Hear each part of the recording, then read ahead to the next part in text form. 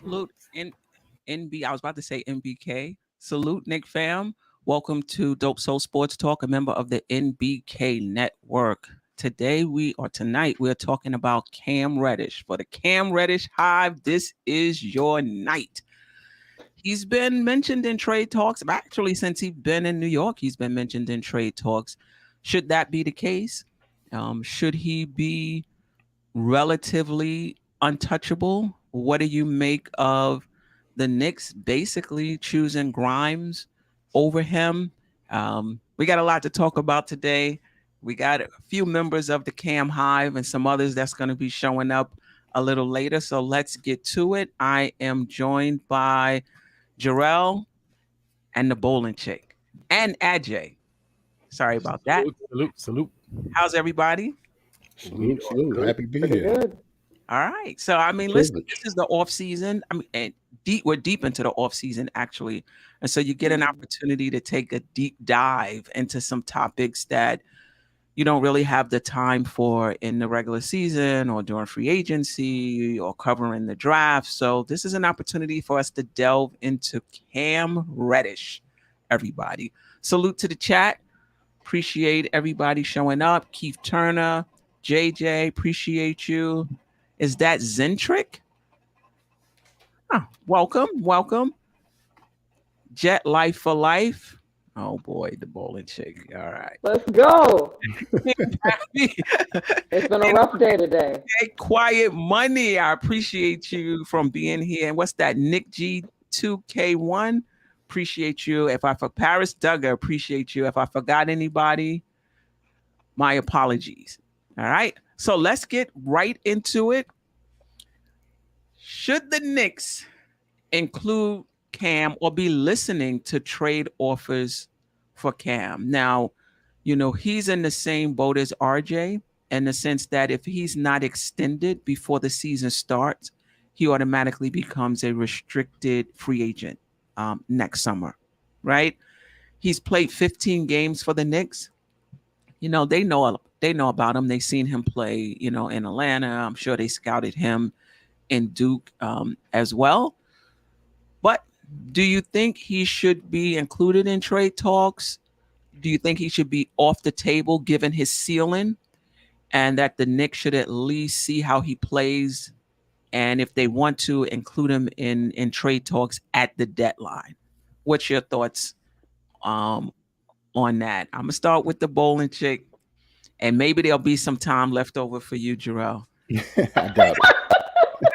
In 2 hours, she's still gonna be talking about. Nah. See, I'm gonna go with the few. And then we'll come to you, Jarrell, and then Ajay. Okay. All right. So keeping it, transparent. There is no untouchable player on the New York Knicks. I'll say that. Right. Even for Donovan Mitchell, I'm willing to give up Cam Reddish. However, after that, I would like to keep the kid on the team. I think he has what everybody already knows. He has a load of potential. I like his defensive tools. Mm-hmm. I like the way he gets to the basket and is damn near and one every time. I like that. Mm-hmm. I like his ball handling. I like his playmaking. I like his wingspan. I like his height. Those are things that we can build off of. Right. Obviously, we know what he's done in his career. We've only seen flashes. We've seen flashes constantly, but he hasn't been able to put it all together because he hasn't been healthy for one straight season. Mm-hmm. That said, I think that on the Knicks, we could use all those things in spades. And it looks like his shooting was starting to come together last year. Mm-hmm. I'd like to keep the kid. But to answer the question, again, if it's Donovan Mitchell or Cam Reddish, I'm choosing Donovan Mitchell. Mm-hmm. But I wouldn't just trade him. He's not filler in a trade for me. He would need to be, again, outside of Donovan Mitchell, but he's not filler for just any old trade. Like for, I don't know, I don't have an example, but for like a backup player, that kid has a lot of good things going on. Go ahead. What about when you say you couldn't think of a player? I know, I don't know who it was. There's somebody in the chat, and I guess he'll be around a little later on, who mentions OG Anunoby Did I say that right? OG Anobi. And Mhm. he said he would trade Fournier, Cam, and a second round pick for OG. I Who's don't know that? if you consider OG filler, but No. would you consider trading Cam for Anobi plays with Toronto right now? Yeah, Ananobi, OG. I like him. He's another cat that's injury prone too. So, is he a better player than Cam right now? Sure. But I think I would this again, this might be a hot take, but I think I'd rather hold on to Cam than trade for him. And then also, I mean, he's expiring at the end of the season. I'll put it this way: if he doesn't ball out by the trade deadline, then at that point, yeah, I might make that trade for OG Ananobi. Right. Which I'm just speculating. I'm not saying that's a Yeah. trade that would even work. Right. I'm just trying to get a sense. JJ, um, now JJ is saying that we're undervaluing OG if you think you're getting him for that. And Cam Fournier and a that was first round Cam pick? 28 and a second. So I Oh, take no. it, JJ, that you wouldn't trade them straight up if you had the opportunity. I don't think that would work. But again, so Jarrell, would you include Cam in trade talks? Why not? Yeah, like I'm torn a lot with Cam. Like I said before on this show, I've been watching him since he was a teenager, from Pennsylvania, and I don't know. I really, really like Cam, but I also know that it's all about in his head whether he wants to dominate or not, or become a star. So, I don't know, man. Like the bowling chick said, him expiring after this season. That's why I'm so torn. It's not because of talent. I just don't want to lose him for nothing. And by the way this roster goes, I don't expect him to want to be here. Just because I don't think he's going to get minutes, especially if he's going to back up RJ. So if Cam is only going to average maybe like 13, 14 minutes, he's not going to want to be here, whether he plays good for New York or not. And if he gets money from somewhere and the contract is obviously going to be too expensive, we're going to have to let him go. And because of that, we're going to have to let him go for nothing. So the smart thing to do is to trade him right now. Without But go ahead. No, go I ahead. was going to say, but when it comes to his value, though, his value probably took a huge step down when he got hurt. So Again. now, like even if you put him in trade talks now, you probably definitely would not get what you should have gotten for him. But if you let him play to the trade deadline, that probably be the smarter move, so he can get his value back up. Okay. Ajay. Well, salute to everybody. Chat panel again. So would I want to trade Cam Reddish? I No, love no, no. it. Should the Knicks include him in trade talks? And why not? Okay, so it depends on obviously it depends on what we're getting in return. Just like Bowling Chick, do I want to just throw him in as a salary filler? The answer to that is no. But if you bring it in some value in return for Cam Reddish, to me he's not just a throw in. I mean he's going to develop into something special. So he can't just be. You can't just look at him as that missing $6 million just to get somebody over here, tag along, throw him in as part, with Evan Fournier, just to make the salaries work. He's worth more than that, in my opinion. But like Jarrell said, it's tough. Like, where is he going to find time to, the way the roster is building up, it's going to be tough. So he's really going to have to force Tibbs to play him. He's really have to ball out and demand playing time. He can, but he's just gonna have to do it. So no, I wouldn't include him as just a salary filler in the trade. So let me bring two things up. All right. Let me Real quick, I definitely agree with what Parrish Duggar just said. I was He thinking said the same Cam is going to thing. have to beat someone out no matter where he goes, so we might as well do it here. But I was thinking. Right. Right. So this is his career stats from his 3 years in the league. First 2 with Atlanta, and then he played 49 games last season, 15 with the Knicks, 34 with Atlanta. So I would say if you look at his minutes, he's gotten time. So I think that's been one of the narratives, that he doesn't get enough time. 26.7 minutes his rookie season, 28.9 his second season, just 23.4 with Atlanta. And then obviously when he came to us, 14.4. But, in terms of enough time, if you're talking about the injuries, yeah, I mean, his first season, he played 58 games. His second season in Atlanta, he played 26 games. And last season, he played 49 games. Right? So when he's healthy, he gets decent time. But his season has been pretty much cut short, right? From injuries each time he's been in the league. His field goal percentage is not that great either. 38.4%, 36.5%, 40.4%. But he's a very good free throw shooter. He gets in the passing lanes. If you look at his steals, his 3-point shooting is below average overall. However, the 34 games that he played in Atlanta this past season, he shot 37.9%. So that's either at or above the league average. But other than that, it's been below. Any comments on this before we move on to at least he's a 90% free throw shooter. Yes. Gotta say something good about him, I guess. Yeah, he's a 90%. Yeah. Not gonna lie, this looks horrible. And he gets a lot of N1s. He's aggressive when he's going to the basket, so he gets fouled a lot. He does. I mean, we say that, but if you look at the free throw attempts a game, 2, 3, 2, 2, Right. so he doesn't get to the line a lot. But part of that could be that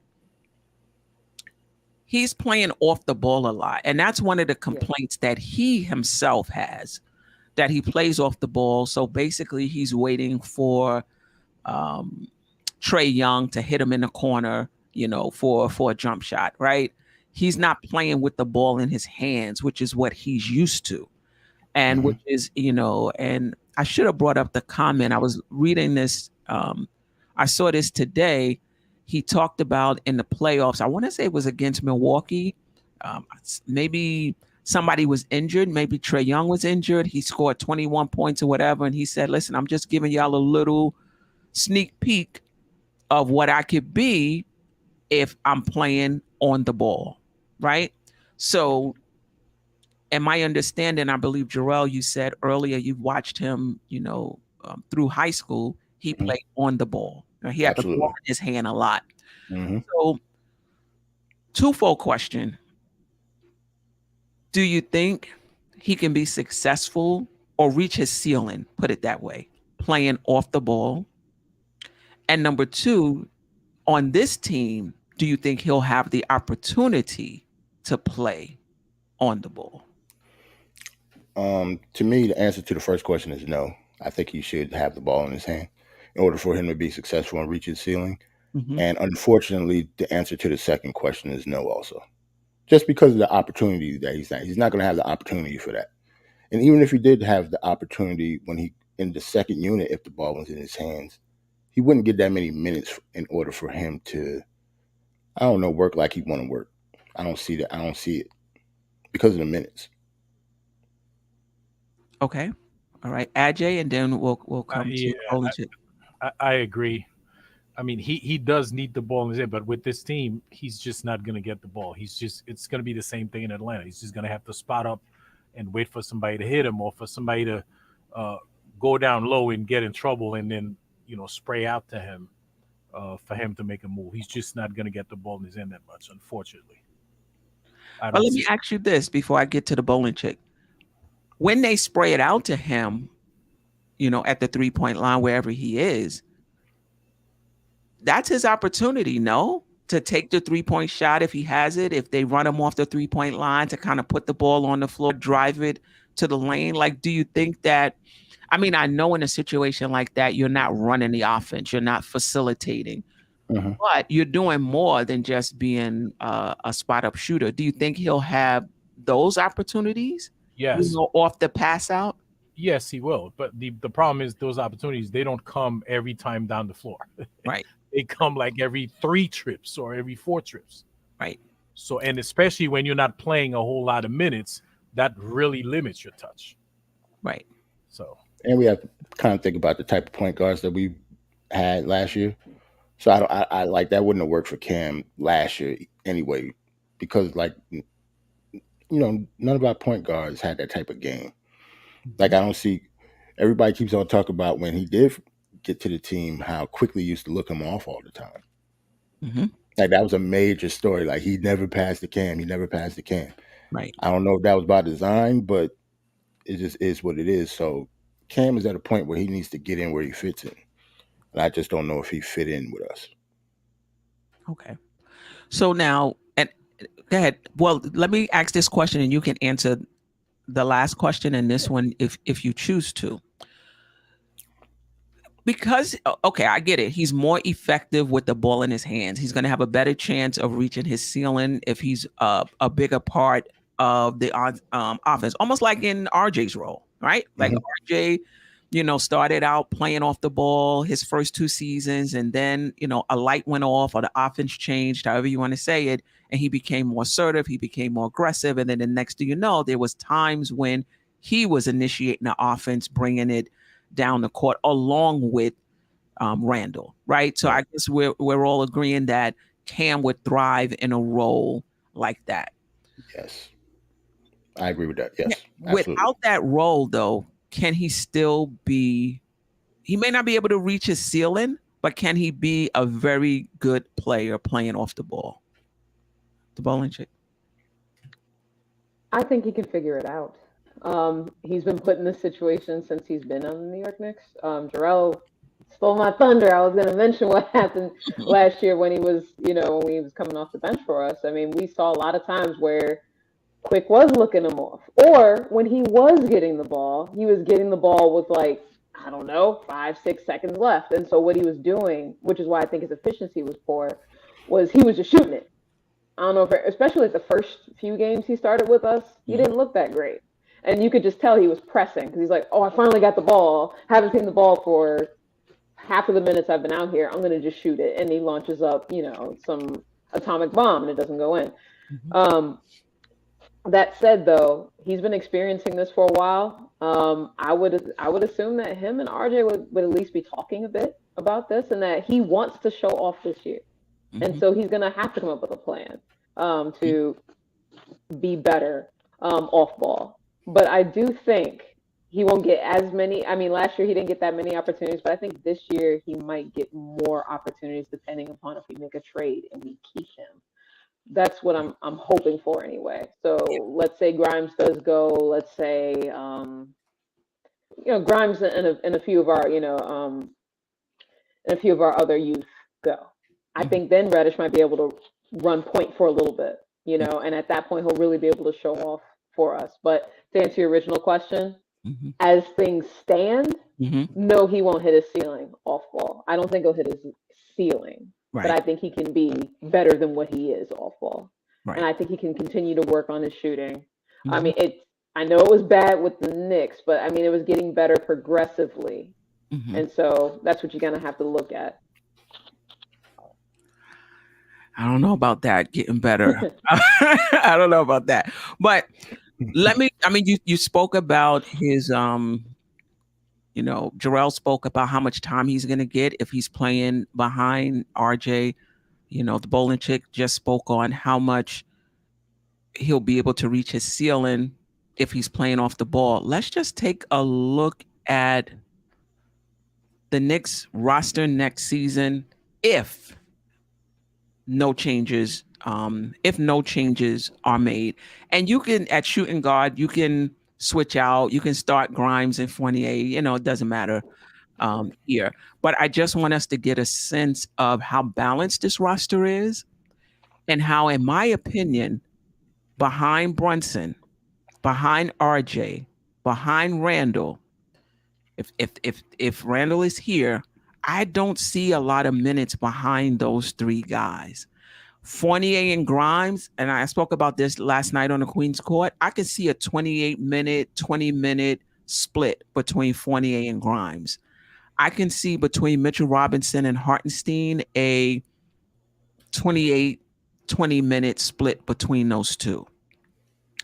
If Cam is playing behind RJ Barrett, how much time is there?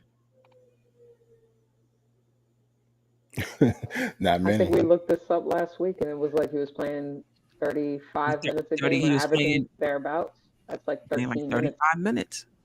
Yeah. Yeah. So that's not a lot of time. But the good thing about Cam is he can play minutes at damn near any position, except for center, obviously, because he's so big.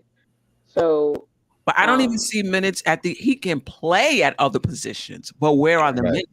Obi Toppin already, you can argue, deserves more not even minutes. argue that he's good, that he deserves more minutes and should Right. get more minutes.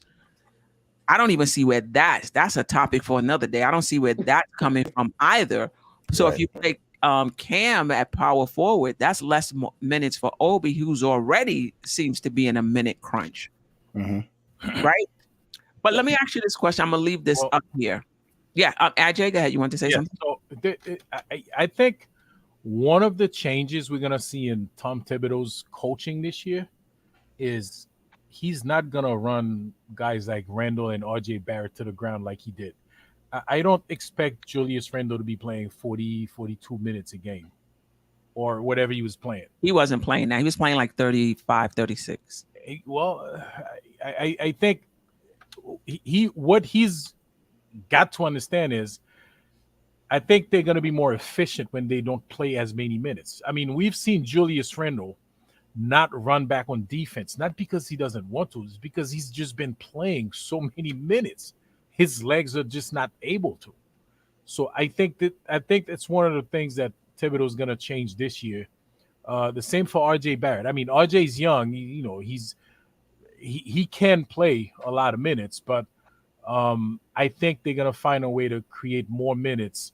I'm not saying it's not going to be a 50-50 split, a 24 minute split, but it's not going to be that far apart between, let's say, RJ Barrett, Cam Reddish, and Julius Randle, Obi Toppins. Actually, Quinn Grimes, I said we shall see. Yeah, I don't think one of the changes in his coaching. Yeah, I don't think 34, 35 minutes for a starting player is a lot of minutes.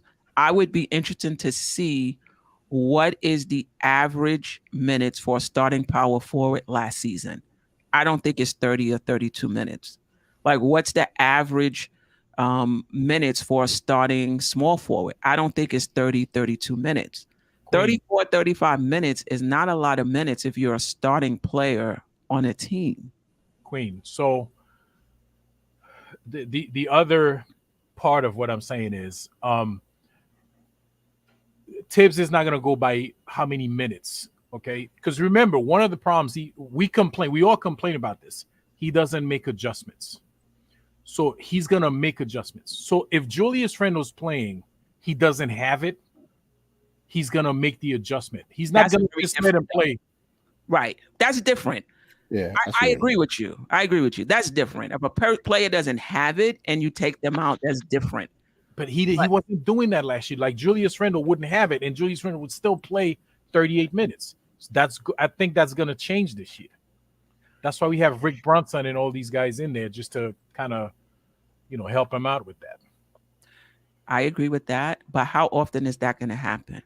I think on a night-to-night basis, Julius Randle, RJ Barrett, and Brunson is playing 34 minutes. I would be shocked if those guys play, and I'm being conservative at 34. Yeah. I would be shocked if those guys play less than 34. But I agree with you. If they don't have it on a particular night, they should come out the game. Let's see if he changes in that regard, because I agree with you. Last season, there were multiple instances in which Randle didn't have it, and Obi should have gotten more minutes during that game. Let's see if that happens. But I'm saying overall, at the end of the season, I would be shocked if Randle, RJ, Brunson is playing less than 34 minutes a game. And if you look at any other team, the starting team, I would think is going to play at least 34 minutes. I don't think on average your power forward is playing 30 minutes on any team. So let's see what happens. And I think this brings up the issue, and this is a broader issue. I don't want to get away from Cam too much, is you want to have a very good bench, but are you wasting it when you have players that could play more minutes, but because of the people in front of them, they're limited to 12, 13, 14 minutes. And then you're going to have to pay them, right? Obi and Quickly, if they remain on this team, the next season you have to pay them. Yep. How much are you going to pay them if they're playing 16 minutes a game? Right. You know, and I mean, that's why the front office gets paid the big bucks to make these decisions. But this is, let me leave this up because I have a question about Grimes. It seems like the front office is prioritizing Grimes. If the reports are true, you're hearing reports that they would prefer not to trade Grimes, prefer to keep him out of a Donovan Mitchell trade. I hear nothing of the sort when it comes to Reddish, right? Yeah.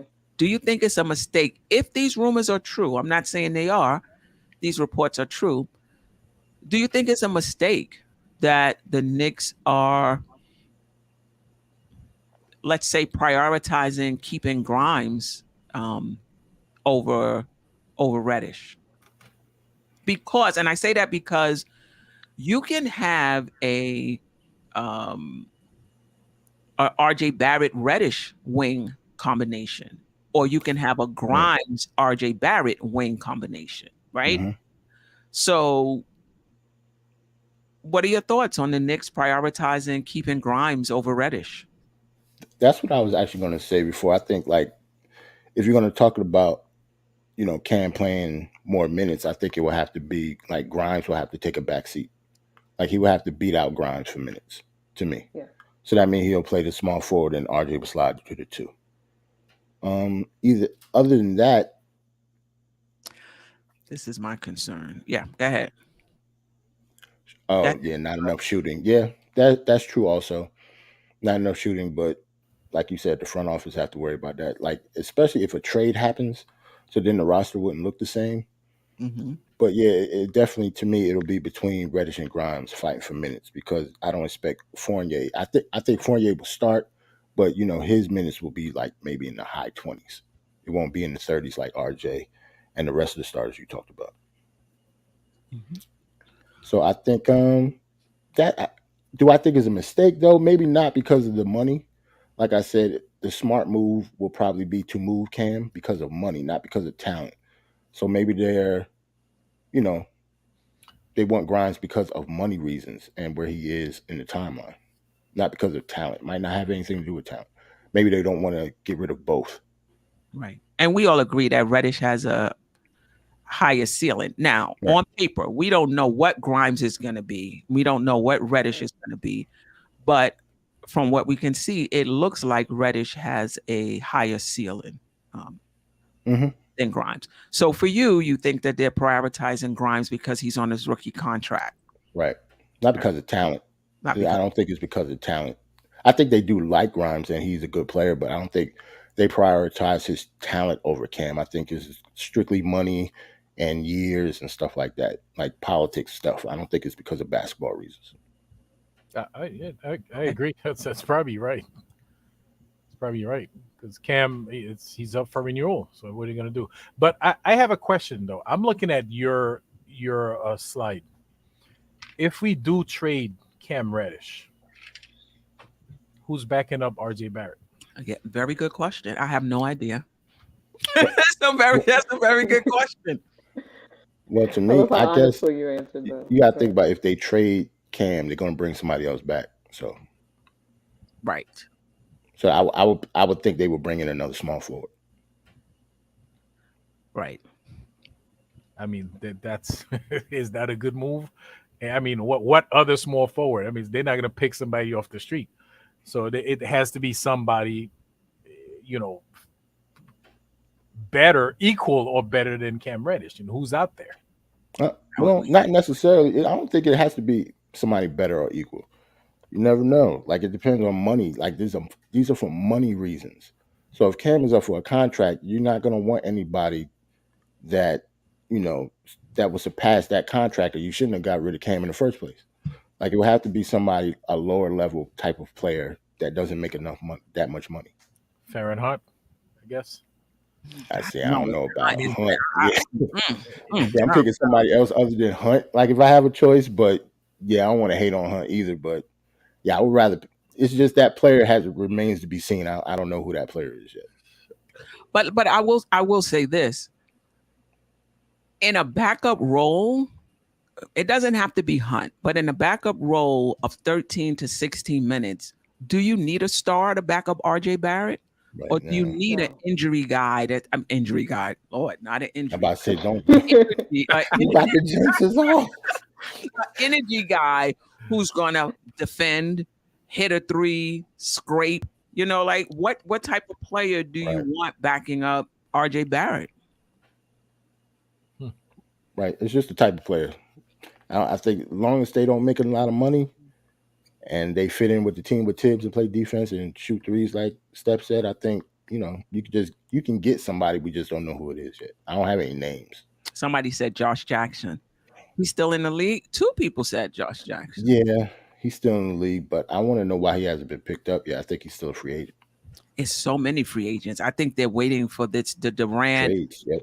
I don't know if it's Donovan Mitchell, but this Durant trade too. I think it's both. A lot of dominoes need to fall right now, and it's because of both those trades. So I think that's why Melo hasn't signed yet. Melo wants to see what's going to happen with us. That would be you could consider him for backup 3, even though I don't know if Melo should be playing the 3 anymore defensively. But that's neither here nor there. We could also, and depending if we do make that Donovan Mitchell trade, we could. I'm not a big fan of him anymore, but I mean, because he's a little older. But Rudy Gay is someone that could back up RJ Barrett, and his contract's about $6 million. So technically, Reddish for Rudy Gay. I mean, the salaries match if you do it that way. So that's something to consider. Otherwise, you got your Josh Jacksons and I forgot who the other guy we talked about was last week, but it is slim pickings out there right now. There aren't a lot of awesome guys. But then if we do make that trade with Utah, they do have other play. Malik Beasley's paid a little too much looking at his salary right now, but they have some pieces that we could send, that they can send back to us if we want to make it a larger trade. So I think we should consider that as well. Or if we do that 3-team trade, and if the Lakers get involved with us, they have some, not the best wings, but there's some wings over there that we could acquire, like your THTs of the world, or Lonnie Walker. I'm just not sure when he's eligible to be traded for. I don't know if it's December, if it's August. It's one of those. But those are some players that we could consider. Okay, and to the question of a Cam, RJ and Cam wing combo versus a Grimes RJ Barrett, do you have a preference? And why? Okay. Personally, I would like to see Reddish and RJ play together more. I just think they fit better. Shooting, I hear you guys on that, but I'm not one that just assumes that both of them are going to be stagnant shooting wise. I refuse to believe that. I believe they're too young to just be this to be average. I think they could be better than what we've seen so far. But that's, me being optimistic, sure. But defensively, that team's better to me, specifically just due to Cam's defensive versatility. That also loosens RJ up to play the 2. He's better at the 2, and he can defend 2s better than he can defend 3s. So that would be my preference. Not putting any no slight to Grimes defensively. We all know he's a hound dog on defense, so love him there. But I think I would prefer Reddish on the defensive end, even. Wow. And then offense is different. I know that's a hot take. I don't think that much of a hot take. I think Cam can play defense too. They both can play D pretty well. I don't think either one of them are like, even third team all defense. Like they're just two young players that can play defense. I don't think either one are like lockdown defenders yet. So I could take either or, but me personally, I would rather have RJ and Cam. That's always been my vision. I wanted RJ to slide to the 2 and Cam to start, but the Donovan Mitchell trade kind of ruined that for me because now I envision that. So Cam can, Cam can go now because of the Donovan Mitchell stuff. So if it wasn't for that, my vision would be Brunson, RJ, Cam, Randle, and Mitch. Guys, Now, go ahead. I was going to say, since Jarrell mentioned Donovan Mitchell, and I don't want to switch, to the Donovan Mitchell, but I don't think you guys realize, basketball-wise, man, I mean, that could drop, it could completely blow up the chemistry or the basketball structure of this team. It's great. It would be great to have Donovan Mitchell, but it would require a lot of homework for the coaching staff to make that work. It's not as easy as people think. Yeah, and we'll get into that later. But I also think that RJ Barrett, Grimes wing with Brunson, Randle, and Mitch is going to also be a challenge for the coaching staff to make that lineup work too, because it's not a lot of basketballs. Brunson is better with the ball. RJ, you can argue, is better with the ball. Cam is better with the ball. Randle is better with the ball. Mitch, no. But he's better without the ball. Yeah. Right, he's better without the ball. So you got 4 in that starting lineup who's better with the ball, which means that some sacrifices is going to have to be made, and some players are going to have to play off the ball, which is not playing to their strengths.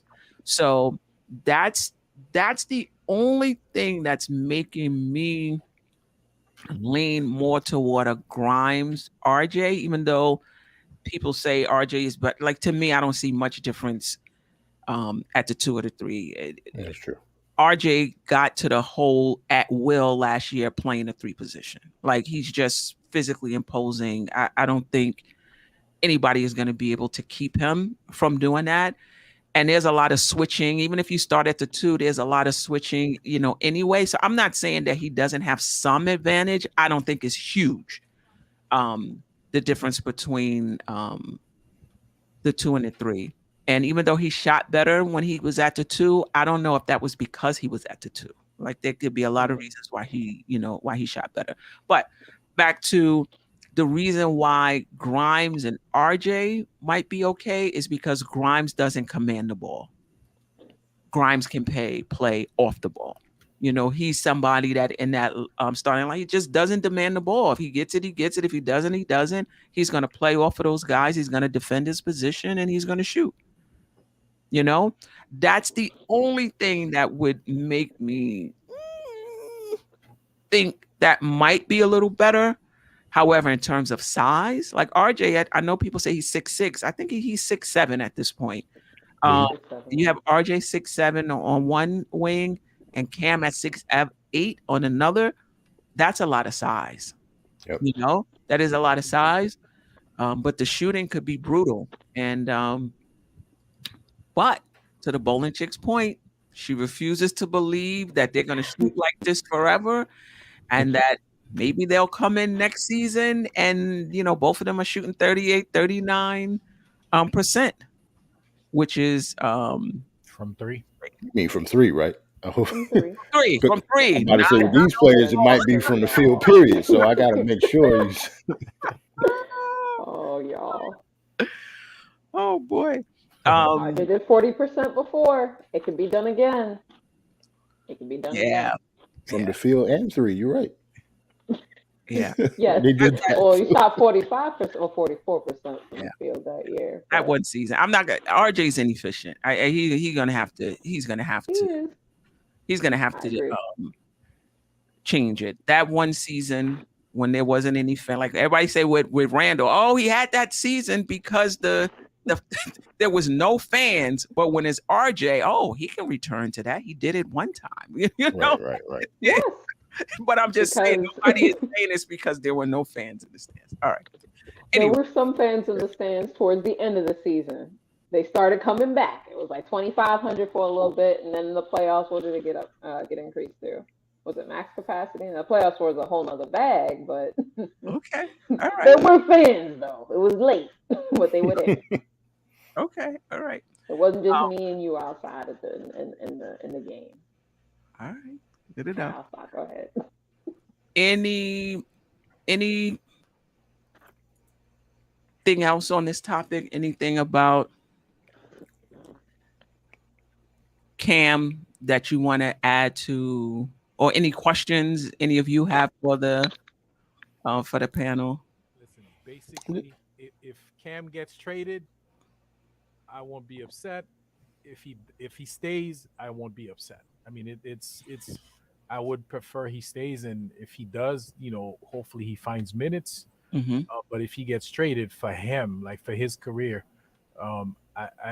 I wouldn't be upset, and hopefully he gets traded to a place where he gets playing time. So.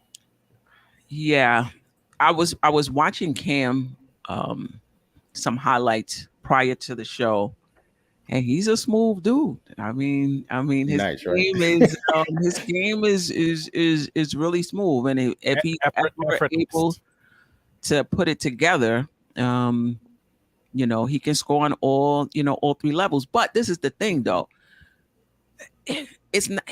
You look at percentages, that matters. Like, just because you see somebody shoot a three, shoot a mid-range, shoot at the rim, like, he can shoot at all three levels, but you're doing it at 30% on each level. I don't know if that counts as being able to do it on all three levels, right? If you're not doing it at a high, with high enough efficiency, right? It looked pretty though. Right. Especially when you put the highlights together. You ain't showing the misses, right? You're just showing all of the makes. And he looks really, really good. But I think what's also underrated about Cam, or we don't talk about it enough, is his passing ability. Like, I mean, he just knows how to play the game. Right. He has good vision, good playmaking skills. He knows how to play the game. And I think, with his injury history, that's not helping him going into a contract year. And I think that may be some of what the Knicks are saying. He's up for an extension. How much do we even offer him? Right. We even take that, knowing because I'm sure the Knicks are going to offer it based on, he's played, 49 games, 26 games, 58 games. I'm looking at how many games he's played. How much are we going to offer? And he's probably saying, that's not near enough. Right. What I know I can do. So that's why I don't really see a contract extension coming before the season starts. But I would like to see him play and not to lose him for anything. If the Knicks feel like they're not going to offer him a contract, I still think there would be value there at the trade deadline to get something. Mm-hmm. I completely agree. Like I think, and plus, if he does get an extension, which I doubt he does, like maybe they do it for like less years because of the injury history. Like, it doesn't have to be like a 5-year contract. It could be like 2 years for such and such $1 million. Like, I could see them doing something like that just because of the injury history. Right. What would you guys offer? Prior to now they have to offer it prior to the season. Right. If they don't offer it prior to the season starting, he's an automatic restricted free agent. See. Yeah. 20 games into the season and be like, all right, he's looking pretty good. Let's offer him something now. You got to do it before the season. Just because of that question, I think there's no way that you can make him an offer. Like, regardless of what it is, he's not going to take it because it's not going to be anything too high because we're not crazy. Right. But regardless of what it is, if you were him, you wouldn't sign it. You would bet on yourself. That's what keep going. Saying. The Knicks can offer all they want. I don't think he's gonna sign it. He's not gonna sign it. I don't think he is either. Even though I like that contract that David posted, that David commented there. I would go 3 years, $36 million. I would up it to that. But I would Okay. like to put incentives in there, as many as possible for just games played, or well, honestly, just that. And then if we make the playoffs and things like that, I don't know upwards of how much we can put incentive wise for that. But if he plays 70 games next year, Mm-hmm. give him the bag. If he I plays want to see it. 70 games next It'll be the year, first time in his career. I don't know. he almost haven't played 70 combined in the last 3 years. I mean, it's basically between last year and the year before that is very close if you do the math. It's Right. 75. But yeah, so point. So yeah, throw in the bag with that incentive. Let's Right. let's Throw see in him the get bag. there. Ajay, Yeah. what would you offer him? He said, huh? No, He laughed. Bro said 2 years, it's 10 million. really tough. 10 Oh Yo, come no. on, or J 5. You are Dub. gonna piss him off with that one. No, listen, even 3 years, 3 years, 30 million is to me is Too low. he wouldn't take that. He wouldn't I accept don't No think way. he would either. I No mean, way. he at least he's got to get 15 per at least. I think. Now, that's based on what he's done so far. That's based on his talent. Yes. Based on his talent, because what he's done so far, I mean, I'm sure he's gonna understand that too. He's been hurt. He hasn't had a lot of playing time, but so I think you said that a few times. You're gonna pay them for what they're going to do, not what they've done. So you're hoping it's a gamble. You're hoping that he plays up. He plays the $15 million. Wow. And the thing about it is, you have to pay him 80 before million. you see. Right. You have to pay him before. Like, what if he goes into the season and balls out? Right. Now He he's a will. restricted free agent, and now you have to ask yourself, do I even want to let him get to? Even if say you like him, you're like, wow, he's balling out. I want to keep him. You got to wait to restricted free agency. Mm-hmm. I kind of think this just because our team is so young and everybody has to get paid almost at the same time. I don't know. We might let them all go to restricted free agency and see what happens to bring them back. Just like we said, what they're probably going to do with RJ. It's the same thing. Same thing with Mitch. Same thing with RJ. Well, no, Mitch was an unrestricted free agent. He could have just signed with anywhere, right? He Right. could've- Yeah, but RJ is going to be. I don't think they're going to give RJ an extension. I think they're going to get him, like we said, go to restricted just to bring him back. Mhm. That I agree with you.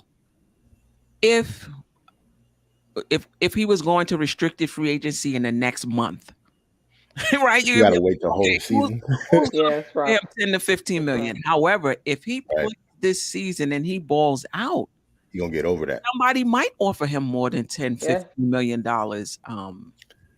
a season. But see, to me, that's the risk you just take, and they could just have him then, because he's too injury prone for me to give him a crazy contract just off one season. Much as I love him, much as I like him on my team, to give Cam, even if he has a great season, say if he comes off the bench, averages 16 points a game, high numbers. Surveillance. That's a lot. I'm sorry, Jarrell. 2 physicals a year in I'll be outside. surveillance. Right. You got to have a camera Why we put around him. surveilling him? What we worried about? Right. You act like he's gonna fall getting out the shower. Right. Hey, you got to have somebody chaperone him around. Hey, look at Look, Anthony Davis hit his knee on some coffee table or something. So you probably gotta have an eye on Cam. I think we found a bigger fan than the bowling chick. Yeah. All my. Oh, I don't need to see anything. I'm paying Cam $175 million, so he gonna give him the max. See, that's why he got money. That's the money he got in his avatar right there. That's what he giving. That's why he say that. He got the dough in his avatar. That's good money. Man. Salute to you. 170. Man, I thought the most I would do is like 16 mil. I was thinking in my head, but 175. 16. How much Mitch getting? 15. Isn't he like So you think he's gonna get more than Mitch? I think he I think he his should deserve position. that. I'd be willing to give that to him. Again, as long as incentives are involved in that. But he wouldn't. I don't think he'd sign it. He's See, gonna bet on himself, and he should. He Honestly, should his bet. agent's gonna say it, he should Don't bet and on take himself. that. his family's gonna Take say that. it. Don't take it. Yeah, there's no way he should, unless it's like 20 mil a year, and the Knicks won't do that. And you know when I would accept it if you're moving out Fournier. Like, and then even Thinking then, about that. I might not No. take it because now you're giving me even Nope. more of an opportunity Nope. to showcase myself. So you're right. Nope. I may not even take it If because you now I'm putting can't beat more time. out Fournier, I'm not giving you nothing. He can walk if you can't beat out Fournier. I'm not moving anybody to give another player money. I think that's crazy. No way. Not Fournier. If you can't beat out him, you don't deserve $20 million a year. Fournier We don't can make still $20 trade million Fournier a year. though. He doesn't. But sometimes though, it's about fit and trust. So That's true. That's true. We need shooting. Now I get it. It don't have to be Fournier, but we got to get some shooting Right. in here. And just because somebody can hit a 3-pointer doesn't mean they're a shooter, in my opinion. True. So we got to get some shooting in there. But let's just see. Let me bring this up again. Let's just say Fournier isn't here. Mhm. I mean, if you move Grimes or Reddish, it doesn't matter. You got between these two positions, a shooting guard and a small forward, you got 96 minutes, and you're rotating it through 3 players. Even if you start Reddish and Barrett, Grimes could be backing up both of them. Mhm. If you start Grimes and Barrett, Reddish could be backing up. So that's like 30-something minutes, between it. That's a 9-man rotation, though. Right. Somebody else would probably be coming in. Yeah, then that messes That's up. the thing. It messes up everything all over again. Right. Somebody else, is his name Spider? Is that who the somebody else is? If that's somebody else's Spider, then you could just throw this whole roster away. Like it's going to be completely A different. few people are going to be, Right. be out of Right. here. And that kind of clears it, clears things up a little bit. But yeah, I think if you do trade, if we don't get Mitchell and you trade Fournier and you bring back draft picks or somebody that's out of the rotation, that would open up space for Reddish. But the question becomes, how sold are the Knicks on Reddish? Are they going to open up space for somebody that... Well, let me ask you this. Do you think that when it comes to Reddish, the Knicks are in a let's wait and see what he does this season, or their mind is already made up about Reddish? Or pretty made up about Reddish? That is Shoot, that's a good question. I don't know. I think him getting hurt sucked. Like that was the worst timing ever. Mhm. After only playing 15 games and getting hurt on the defensive play, you hustling down the court like that. Yes. So it was the worst luck ever. I have no idea how they think it. I don't even know how I think. Like, say if it was me, I have no idea what I would offer Cam or if I would offer him at all, just because of the injury stuff. Like, that's a very, very hard decision. I know we throw numbers out, but to give somebody that plays that little just $60 million just because we like his talent is kind of nuts. Yeah. Ajay, anything to add? Well, the other thing is, if we don't sign him again, I go back to the question: who do we got backing up? We're thin at that small forward spot. Like who do we have? True. But what I will say though is we're not just picking from the pool of our roster, right? Mm-hmm. There's an entire NBA out there. You may get a veteran that's only going to play 12, 13 minutes because that's all you need. So I don't think the Knicks will have a problem, or any team will have a problem finding a second teamer at any position to put in their lineup. Yeah, I would wait and see with him. I'd see what he could do this season. I agree with you. I would do that as well. Yeah. The only question I'm having is that how many minutes is he going to get? Right. Do you really see him and RJ Barrett if Fournier is here and he's starting, and I don't see Cam starting over Fournier and Grimes. It's possible, It's possible, but he would need the ball out in training camp because I just don't think he has the trust that a Fournier has or Grimes has. Right. How much preseason? Preseason. That's what I meant. Preseason. Training camp and preseason. Mm-hmm. Yeah, man, it remains to be seen. It's tough. It'd be tough. But what in terms of? Go ahead. I was just gonna say, in terms of finding somebody else to back up RJ, I don't think we'll ever have names. I remember us having the same conversation about Mitch and having a backup center that can shoot and play defense and stuff, and we couldn't name anybody. Mm-hmm. Nobody thought we was going to sign Hardenstein from the Clippers. I had no idea that he was on our radar. So I think it'd be kind of like the same thing. It's going to be somebody that we don't know, or maybe we do know and talk about, but it's just completely random. I have no idea who they're looking at. Right. Harrison Barnes still got a little game in him, though. Harrison Barnes could start. To play 12, 13, 14 minutes behind RJ. Is he a small forward or a power forward? Both. I think he's can be used at both positions. He's pretty versatile. He's played both. RJ would slide to the 2, and Harrison Barnes would play the 3, and Julius Randle would play the 4, probably. Right. I don't think he would be coming off the bench. Sean Stewart, the show is going great because of fans like you and those in the chat. Salute. Definitely. I'm sorry, I didn't mean to cut you off. No. I was going to say that to answer your question, though, originally, how did the Knicks feel about Cam Reddish? Mm-hmm. I think the Knicks brought him in to have another asset. I'm going to be real. That's what I think they did, and they were hoping Cam would ball out so they could flip him. That's what I truly think. And also, as a little perk to RJ, so RJ get, someone he played college with and everything for the Duke connection. So I think the Knicks are very much willing to wait and see. I don't think they're worried about him at all.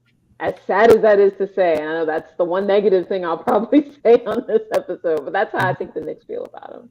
They were trying to get as many assets as possible. That's what, to me, this whole regime has been doing the last couple of years. Compile assets and get them ready for the big trade, whatever that may be.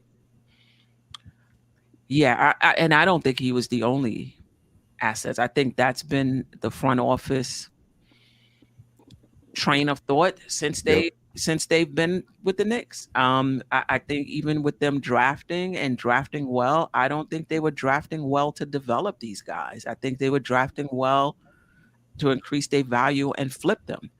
And the reason I say that is because they had ample opportunity in this past draft, if they were going young, to do it. Yep. They had ample opportunity to draft somebody at 11, not sign Mitch, sign Doran, and Mitch is still young because they could have still did that even with Mitch. Yep.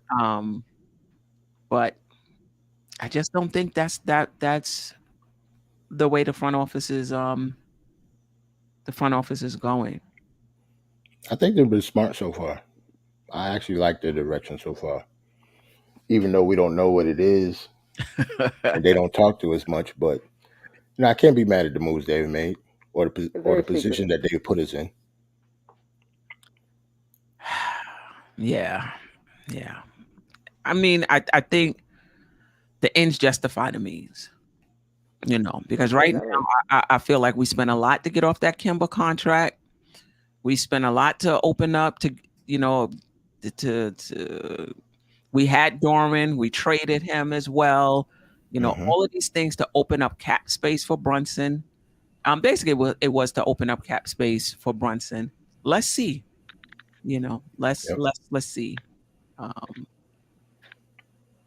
think it'll work out, me personally, because I wanted Brunson.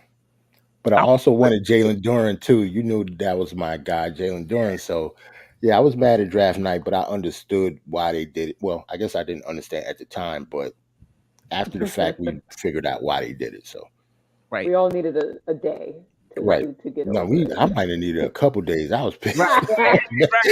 I don't know about a day. Like the next day, everybody was still pissed. I don't know if you saw the show, but because we had a show afterwards, everybody was still mad. We didn't know what they was doing. Right. I watched a little bit of MBK, and no one was happy. I was like, let No. me. I need to cope on my own. Right. So I feel y'all. Right. And then the draft was like that, and then Sims asked me about Keels, and I had to tell the truth. Everybody mad at me. Right. That's your boy from now on. Right. Jay Williams, they're building organically and conservatively. I disagree. I think the Knicks are being conservative, waiting for the right move to flip. Right. Put it that way. If that's what you mean, fine.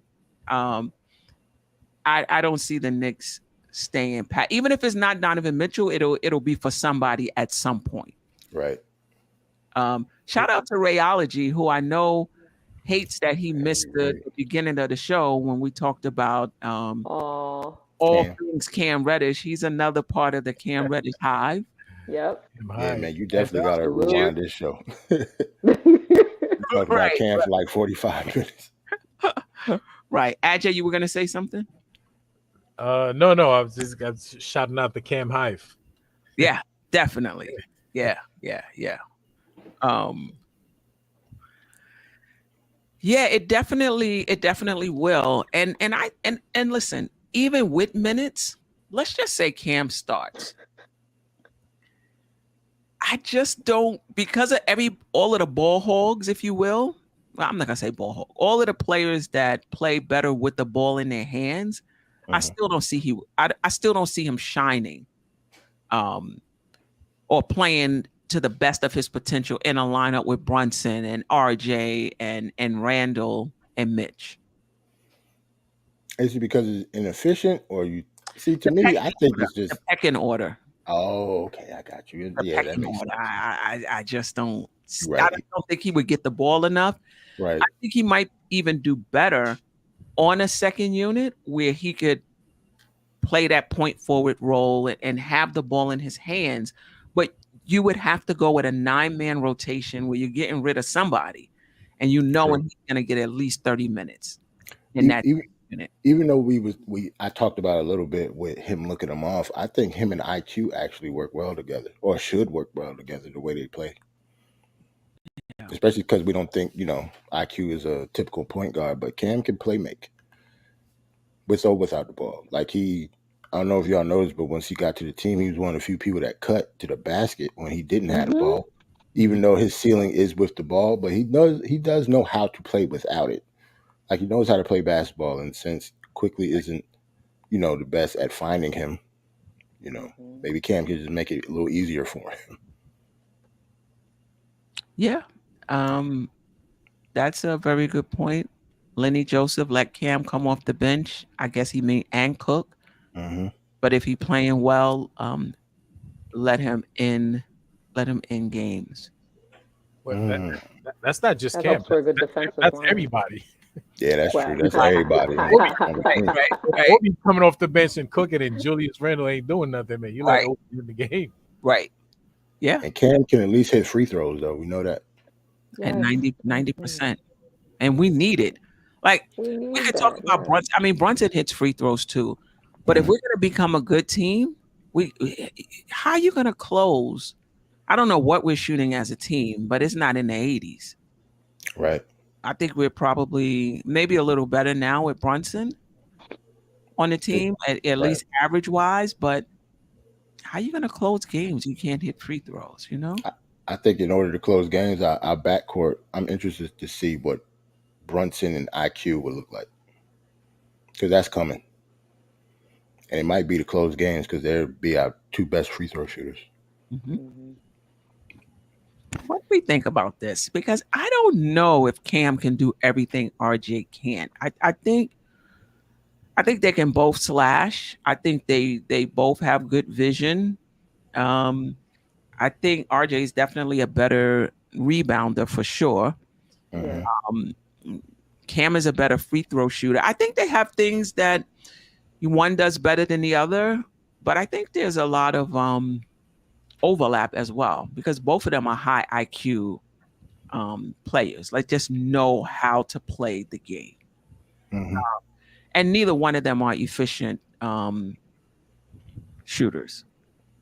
So far, Yes. the bowling chick. So So far. far. So far. Yes, correct. Speak Right? it into existence. Amen. Yeah. Watch. He shot 36.5% from Wow, the why you bring that back up, man? That looked nasty. That Like, was an attack Oh, let me on get my this up. character. look at the red. Oh, my God. 38.4%. Don't look at the red. 36.5%. And last season, he shot 40.4 from the. I mean, I get Yeah. the field. for his I career. mean, What? RJ is a cat, not a dog. What? What? Sir, Chat buzzing tonight. take that back. right. So, I mean, Not cat's bite. I'm done. Go ahead. and I think that's my only concern about starting both of them. Like, it's gonna be a lot of clinking and clunking going on there. Clinking and clunking. No. Don't worry. Man. Oh, Yeah, that's bad. Please get that off, Steph. All Look right, at all that. right. That's but I mean, nasty. the free throw shooting, Not that but you know, Mm. Look, Well- he was starting to get it together. He would have finished the season with better percentages had he not gotten hurt like that. That game he was doing well. And the game before that he was doing well. See, Cam is one of those players you just got to go by the eye test.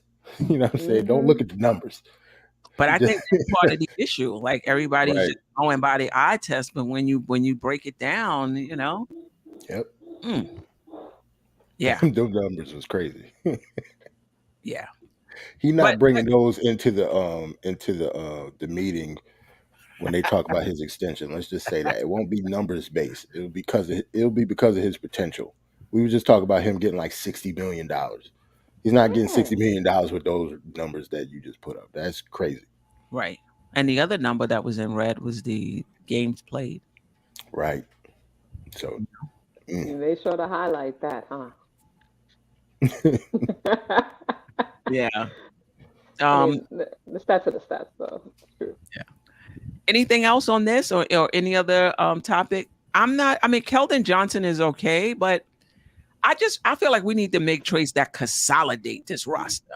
Consolidate the roster where the people are That'll getting make the another time guard. that they need, and the backups are people who are just 12 to 16 minute backups anyway, not backups or they're growing. Like they're just getting 12 to 16. That's just where they are right now, and they'll continue to grow until they command more minutes, right? As opposed to having somebody who's already commanding minutes, but there is no minutes for them. And Right. that's what's happening. It's tough. Kelvin Johnson is good though. I like him. Yeah. He said, "Y'all sleeping." Yeah. Y'all Yeah, sleeping. he's good, but that would definitely create another logjam at our forward position. So we would have to make that a 3-team, or just make a secondary deal after that. I don't know who we move Mhm. at that point, but I like Keldon as well. Yeah, Ron. Shout out to Ron, still Knick fans. If you haven't already, please subscribe to him and John's channel. Great stuff. They go on Saturday mornings, afternoonish. It's like they go on Saturday morning, afternoon, evening. Right. Yeah, Ron be on there all day, man. I leave the crib and come back. Ron's still on.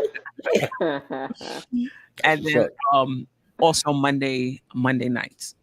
They go on as well. Ron, that's something we were talking about, Right. like, do you like a RJ Cam lineup over a Grimes? Let me bring that up. Over a Grimes And RJ Yep. lineup.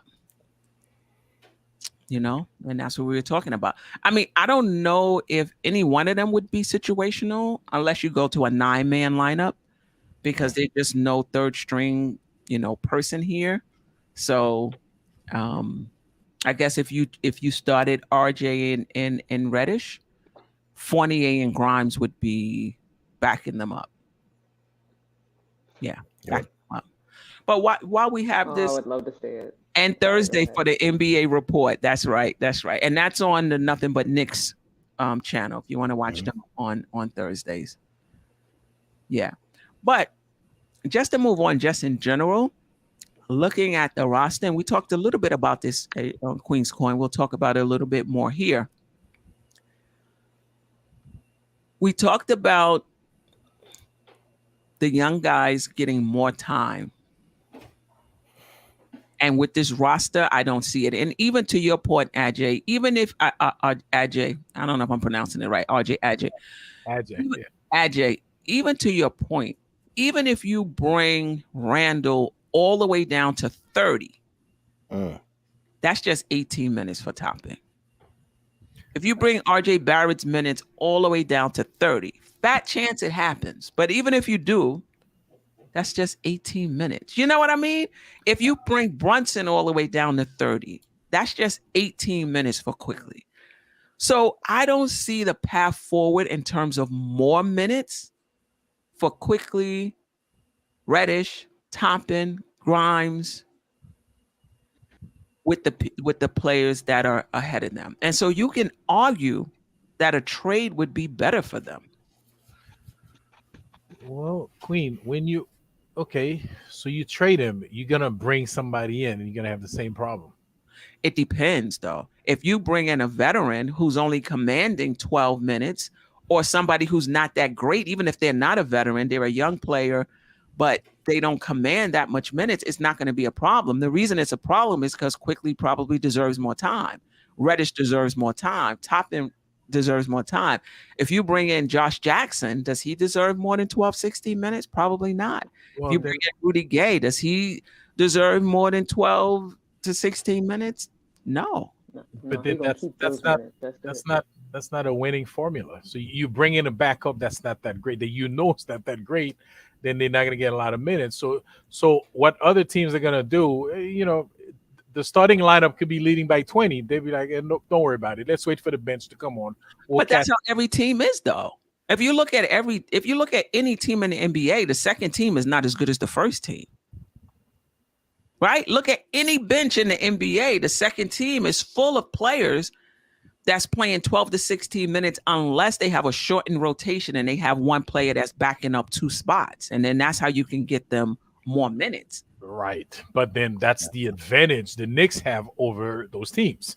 So we have a better bench. So you give that up, then you become just like every other team. And then their starting lineup is probably better than ours. And then our record will plummet.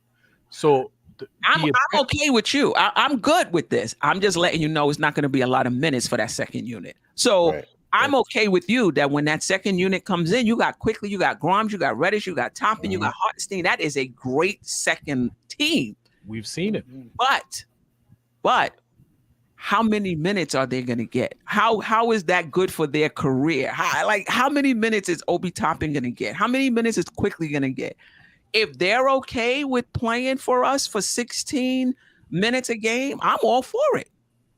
Because we're not going to be. We're a better team. Right. When it comes contract-wise and it comes time to pay them, how much can you pay somebody who's getting 16 minutes a game?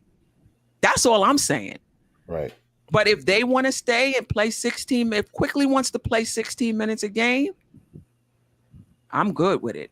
Because it does make us a better team. If Reddish is okay playing 16 minutes, you bringing Reddish off the bench for 6, that's good.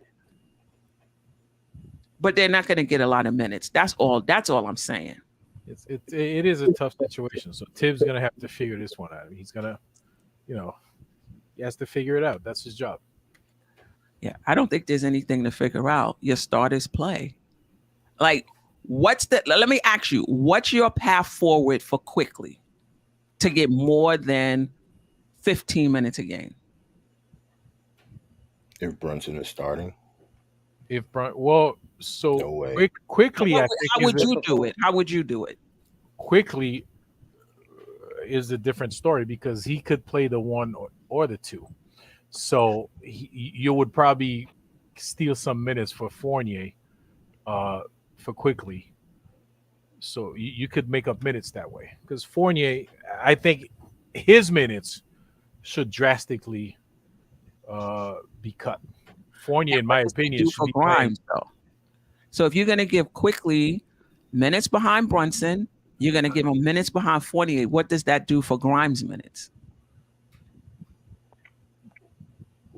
I don't know. Grimes get minutes behind Fournier, but Quickly Quickly is gonna be stealing minutes from Fournier, not from Grimes. Grimes is gonna get what he's gonna get behind Fournier, but then quick IQ, you're gonna give him some of Fournier's minutes because he can play. He's a very good shooting guard. Emmanuel Quickly. Emmanuel Quickly shoots 39% from the field. Let's. He shoots 39% from the field. It'll be tough. You understand what I'm trying to say? And he's 6'3", playing the shooting guard. And part of why he shoots so poorly is because of his shot selection and his and his decision making. Well, shot selection. Shot selection. Yeah. I think that's definitely the main thing because he could definitely shoot. Right. So how you would do it is you would bring, because I think Grimes is going to cut into 48 minutes anyway. You would bring his minutes down even further to give Quickly more time. Okay, Jarrell, how would you do it? How do you see Quickly getting more than 15 minutes? I don't. No way. Not if Brunson is gonna. If Brunson going to play the amount of minutes that he's going to play, and Grimes, I actually think he's going to play a lot, even if he doesn't start. Quickly is, I don't know. Last year, I think he played over 23. I think because we just looked it up. I think yesterday, at least I did. He's not going to get 23 minutes again. I really don't see it at all. And you're talking about 15. If he gets that, I think that he's not going to get any more than that. I think it's going to be really, really tough, especially with Grimes there. And that's why I think even without Donovan Mitchell, they're going to consolidate. There's going to be some trades. Yeah, it has to be. It has to be. Because you just can't have people playing 15. This level of players, I should say, playing 15 or 16 minutes. But Staffer, how are you, sir? Salute, Staf. I am blessed, man. Can't complain, man. Another night with the Dope Soul crew. Shout out to the Queen. Shout out to Bowling Chick, Jarrell, and Ajay. Ajay. Big up yourself. Yeah, man. I just got on. Just been listening. I mean, Quickly and his minutes. I think 50 minutes is just fine for him. Whether he come off the bench first or he come off the bench second, I think he is going to play because you got to understand Tibbs loves the kid. He loves his hard work. He loves his effort. He's a gym rat. He's always in the gym. You know what I mean? So, even though we think probably he's the odd man out, I still think they're gonna find minutes for him to play, regardless if it's 15 or a little better, because it's gonna have some. As I said before last night, it's gonna have some nice. Grimes is not popping, or Fournier is not popping, and IQ comes in and just start doing his thing. So I think it's all about the matchup also too, and who shots is going in that particular night. Because I really don't see Quickly not playing. No, I don't see him not playing either. You understand what I'm saying? And he been playing since his rookie till last year. Improvement. You know what I mean? With the whole triple doubles and improving his vision and his court vision and studying the film and all of that. So, he's definitely going to get more minutes. Is just as the young man was saying, who minutes is he's going to take away from? And it could be Fournier. Because when they come to crunch time and he ain't hitting a shot and he can't play defense, is one of those two young men is going to be in the game. Is either him or Grimes. Definitely closing. Okay. The Bowling Chick, what's your path forward for Quickly to get more time? What do you see? I'm going to piggyback off what Jarrell said. I don't think he's going to get a ton. Last year, and I did check the stats to make sure, it was 23 minutes a game that he was getting, and that was with, Burks getting the bulk of the point guard minutes, but still not even getting a ton of minutes. You know what I mean? So I just felt like that was his best opportunity, which again, some would say was not fair to him. He should have gotten more minutes last year. The point guard should have started. That's some people's argument. I'm not going to say I stand necessarily in that camp, but what I will say is I think that is the best he's going to get. I'll say 18 minutes a game, if that. He got 19 minutes the year before, and that was with playing with Derrick Rose coming off the bench. I think he'll get some spot minutes at the 2 to close, but that's it. I don't think he's going to get spot minutes at the 2 at any other point in the game. Because of Brunson being someone who we just signed and is a baller. I think they're going to want him to be out there as much as possible, and he's still relatively young. It would be different if Brunson was like Rose's age or something like that. So just in my opinion, he gets 15 to 18 minutes. He'll close some games if hot, and other games he won't close because we'll have our other guys in there. As far as Brunson, or in another world where we get Donovan, or even if we don't, I mean, I see it more so as Art is going to get the bulk of the minutes. Cam is going to get spot minutes. Not a ton. I don't see it. I just don't see him getting anything north of 18. Right. And don't put too much into the starting lineup. The starting lineup, the backup, somebody's upset, D Rose is situational. I'm just throwing it in just so that we can see how crowded or how balanced the roster is. And David Brown, I did not say myself that Rose was the wow factor yesterday. I said that Rose is probably situational. I would play him situational and that I would play quickly behind Brunson. That's what I said yesterday. I say he was situational also. I don't see Derrick Rose being looked upon to play every game to be named the backup point guard. I don't see that at all. Right. So for those who want to keep receipts, keep the right receipts. Don't come with somebody else saying that is mine. I appreciate you, David Brown. So let's move to the small forward position. The man of the hour, Cam Reddish. What's his path forward? Well, we kind of talked about him. I mean, I guess he would have to beat Fournier out, and Fournier would need to be traded in order for Reddish, for there to be a path forward for him. Okay? I think we need to do that. I think we need to do that ASAP, so we can really see what Cam is capable of. Yep. Period. The problem is, if Fournier's traded, Cam will probably go with him. He better not. Unless it's for Donovan, he better not. Right. If it's for Donovan, I don't know why you holding on to these players. You can't attach.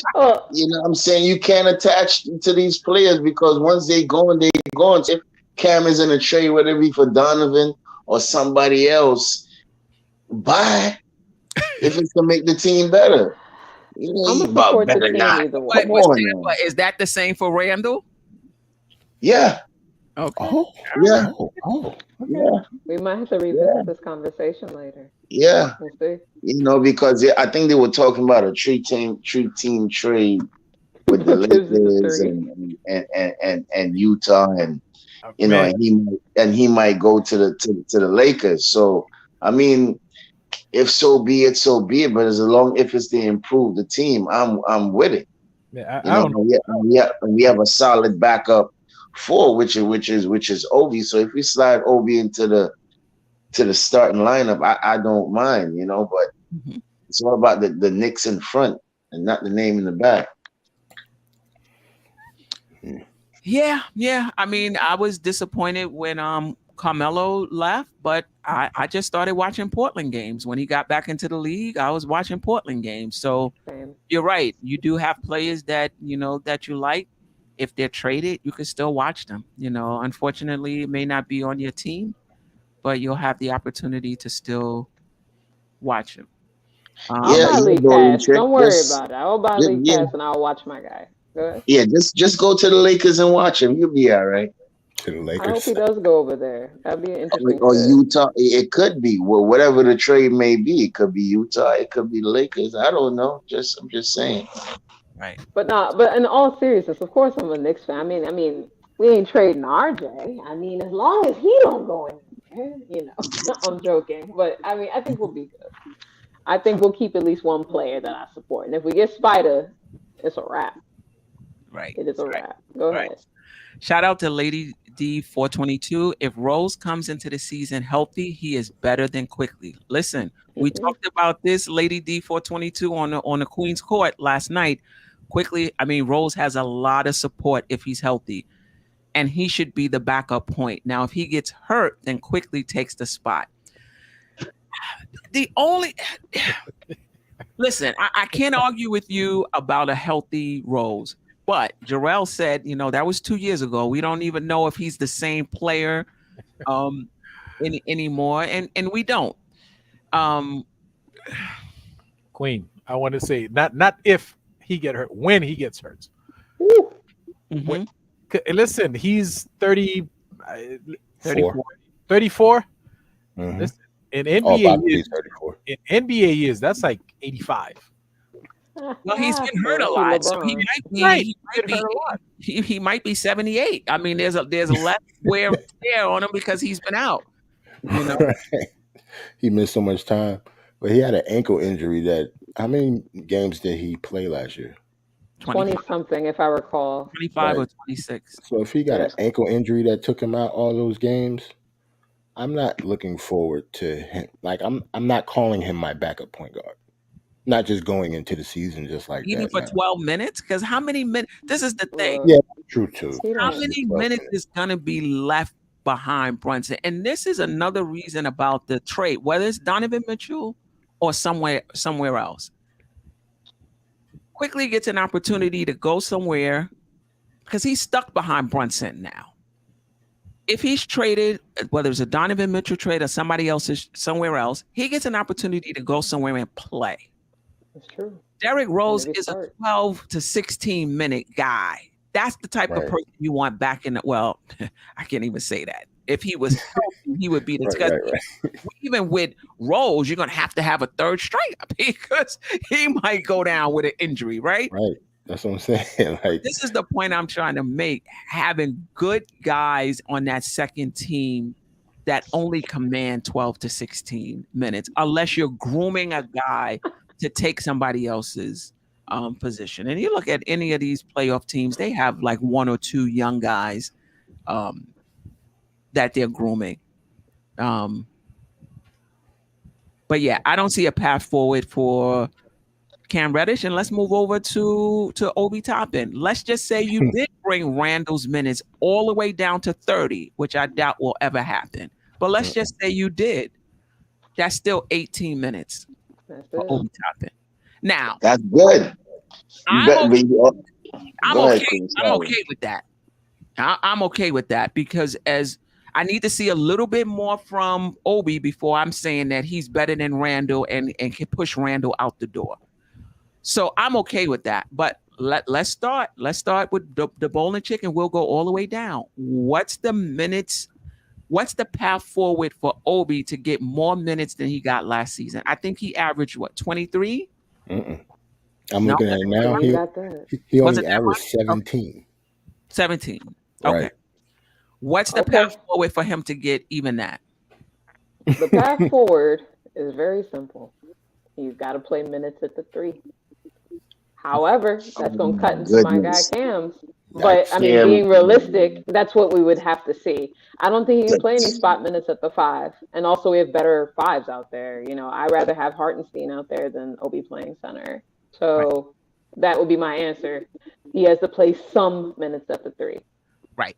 And this is where the issue becomes when you're trying to get minutes for one guy, that's less minutes for somebody else. So we're going to put Toppin at the 3. That's less minutes for Reddish. Staffer, you want to say something? I just don't agree with Bowling Chick, but go ahead, Jarrell. You're not gonna agree with me either. I was gonna say before I said Randle will probably be the one that plays more of the 3, not Toppin. Like I'll put Randle at the 3 more than Obi Toppin just because he played a little bit of the 3 and the 4 last year.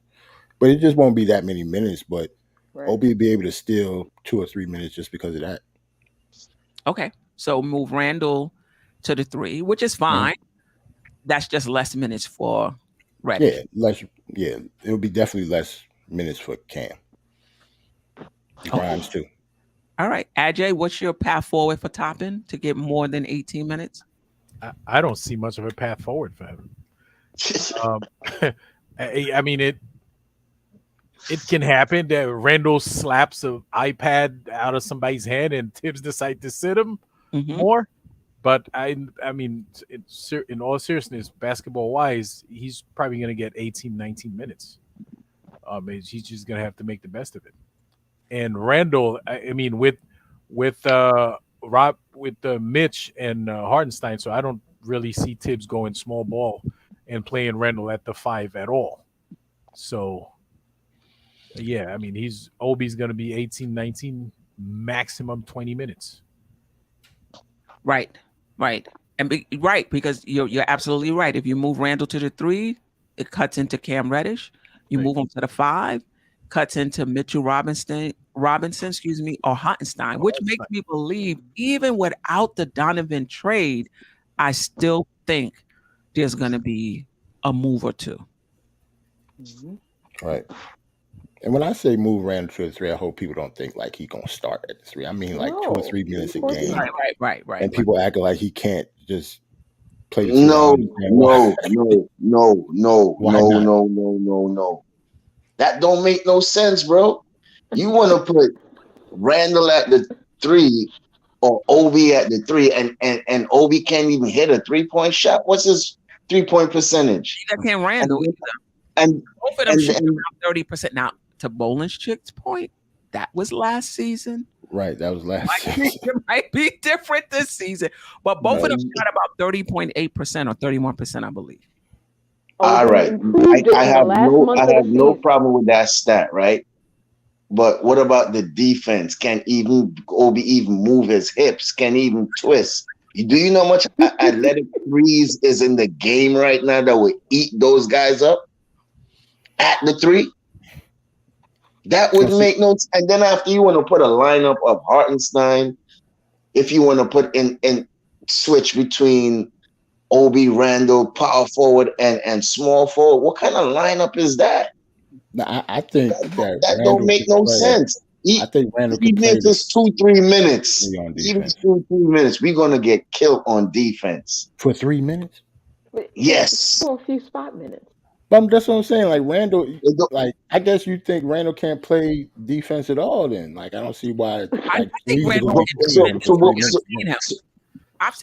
the sense? Yeah. What was the sense in bringing in Hartenstein to play center behind Mitch? Then, if we're gonna put Randle at the 3 and Obi at the 4.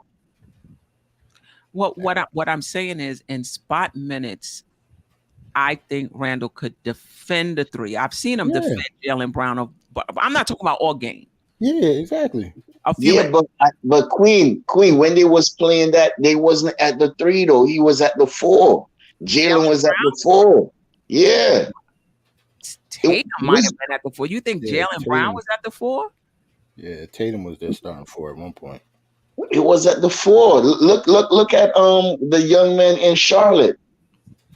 You tell him they played a 4. The young man was always eating Randle's food. Listen, even if he was playing a 4, he was playing out on the wing, and Randle had to guard him. It's not like he was playing a 4; he was playing like underneath the basket. So he can do it. But my concern with Randle at the 3 is his 3-point shooting, 30%. Exactly. 30. He not shooting the defense. It's going to be a real tight defense with either one of him and Obi at the 3, unless they improve. Unless they improve. So I don't see them playing the 3. I'm sorry. I'm sorry to hurt Berlin Chick and Jarrell feelings, but it's not happening. Well, RJ, hold on though. But RJ, I don't think with that logic, right? With that logic with the 3-point shooting, but we're cool with RJ being our starting 3. He can't shoot either. Listen, RJ for the game. I think he's shooting like 36% from three. He shoots better from non-corner than in the corner, I believe. But yeah, like everybody wants RJ to play the shooting guard. Like shooting guard, Right. He's just not a shooter. I see hm more as a slasher. So I see him more as a three. But I get it. Those who want him to overpower people at the two position. He's not a great, he's not a great shooter. And we're trying to get rid of Fournier. Who's we? I want to keep Fournier. I would like to keep. Who's our best shooter? Listen. Yeah, I actually like Fournier. When people talk about Fournier's defense, I go back to Miami, who was starting Duncan Robinson and had the top 5 defense in the league. You can hide a player. And and Fournier is not as bad as Duncan Robinson. No. You can hide a player. You can't hide a whole team. You can't hide 2 or 3 players, but you can hide a player. So I'm not that concerned about his defense. That's one of the main reasons I say that I don't think Grimes is gonna take his starting spot from him, because he doesn't shoot better. He is a better defender, but I don't know. They don't need his defense to the point of starting him over Fournier because of the shooting.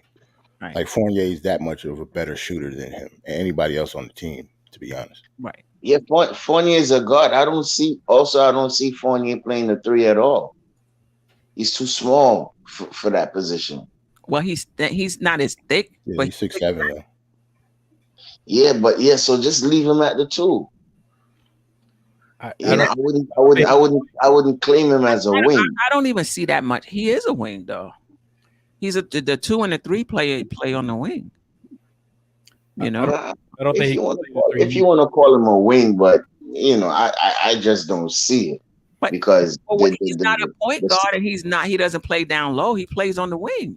Yeah, I think we get caught up too much. Forward and the shooting guard in the position. play on the wing. I don't see much difference between the 2 and the 3. Well, I mean, that's why they call it pointless basketball now, right? So I guess. Right. Actually, Inc. 1, Obi and Randle shot the same from 3-point land last season. Let's not stop with the explosion at the end. Now, all of a sudden, Obi is a better 3-point shooter than Randle. They both shot about 31% from 3, which is terrible. And they terrible. I think that's just because Randle tanked his 3-point shot. Towards the end of the season, the last couple of months, he just was shooting terrible. The shot selection was awful. Right, exactly. And now he's shooting he's shooting 40%. Like he's taking them he's shooting 30%. Slow down. You should. I think his 40 burger was he had 19 attempts from 3. Don't hold me to that. But his 40 burger, he had a crap ton of 3s in there. Right. It was like 17 or 19 or something, because I remember after the game, he had 40 points, but he shot that many 3-pointers as a power forward in the NBA. That's crazy. Somebody said that's not terrible for a big man. We're not talking about centers. We're talking about a league of stretch 4s. Look up what the average. If somebody can look up in the chat or on the panel, what is the average 3-point shooting for the power forward position? And I think both of them will be below average for their position. Regardless of position, if you shooting under 35%, I don't care what position, even if you're a center, I don't want you shooting them either. Don't shoot it. Shooting 30%. Because for centers, the average was 34%. And I think Miles Turner conquered that particular stat too. Because I think she was shooting more 3. I guess when he got to us, all of a sudden he's a 3-point specialist. I remember that game. I don't know. So I mean, it got some that can't shoot the 3. So I wouldn't put it past. But look, it's just. I just don't see these guys at the 3 at all. Harlem girl don't like this roster at all. She was killing that on Queen's Court as well. She Yep. said, with so many unanswered questions, we'll probably be picking 11th again in the lottery. Let's not kid ourselves. This team is mediocre. I mean, well, this is the thing with question marks. It can go either way. Right. I That's think it all depends. It can go And either we way. and we Because did all- fix one of our holes, which was the point guard position. So we Right. did fix that. So we should be automatically better just due to Brunson. And then keep in mind about Charlotte. Charlotte's going to nosedive without Miles Bridges. They're not the same team. And So I think by default we're going to move up one. Go ahead. I think we just building at the same time. It's not like we putting together a championship team and we gonna make a run. Of course, the team is mediocre. We just building until we put the right pieces together to be a contending perennial playoff team. So I think some Knicks fans is kind of going overboard just a little bit, because even me, I don't see this team as a top four, if you want to put per se. You understand? Without Donovan, you know, is Ash, I think it's Ashley Inc. that said that. Yeah. So I mean, it's going to be mediocre anyway. We trying to reach between either the playing number 10 or at least number 7, right? With this team, and if we get Donovan, it's probably two seeds more, or something like that. But you know, yeah, we not a champ. We just we building. You know what I mean? We still got a lot of youth on this team. So, you know, to come out and say, oh, we mediocre, and of course we are. It's reality. We're not a championship team. So, you know, we just got to take it one step at a time and just back the team with whatever players we get on this roster. Yeah, I mean, I do think we could probably. I mean, if things, listen, if everything goes right, what if Cam breaks out? RJ takes the next step, and Randle returns to form. I could see 6, but look how much would have to right. You know what I mean? Mitch becomes the dominant defensive force that we've seen, you know, in some games. You know, if that happens, then yeah, the Knicks can finish 6. You know, if it doesn't, I still expect the Knicks to be in the play-in, anywhere between, you know, 7 and 10. I would be shocked if this roster, with no changes, doesn't make even the play-in. One more thing, Queen. Yes. With Brooklyn imploding, that creates one more spot at the top. Let's get that in there. Take advantage of bring that in. How we didn't make and I know everybody in here is rejoicing about what's going on over there, but that's, you know. And honestly, it's kind of Charlotte too, because they Charlotte lost their best player. Charlotte too. That's So there you go. A couple of spots opening up. We definitely making moving on up. Yep. So Queen, let me ask you a question, right? Because I've seen 1 or 2 people in the chat saying we're in purgatory. Do you feel that way? What do they mean by purgatory? Meaning that we're just a bad team and we're not gonna take off? I don't believe that. I don't believe that. Well, the 2 persons that said that, please explain yourself, because Almighty Fitness or Fierceness, whatever his name is, and another person, because I don't believe that either. Yeah, I mean, I believe this team will be better than last year's team. You know, but until you get that star player, whether you bring them in or somebody on the team currently pops and becomes that, it's just hard to be a championship contender.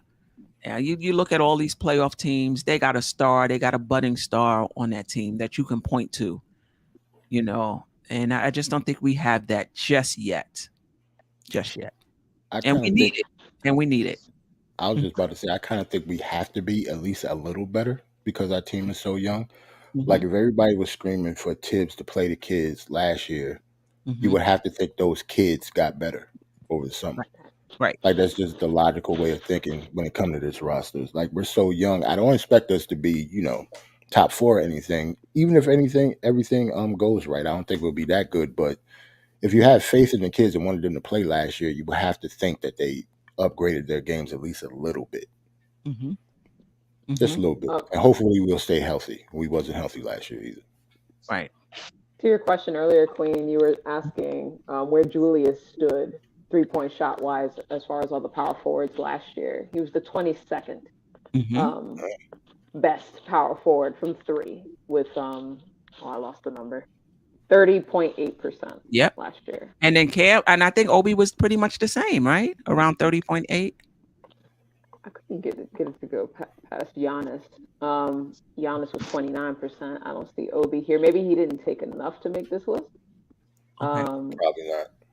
Did they say what the average was? What did the top people shoot?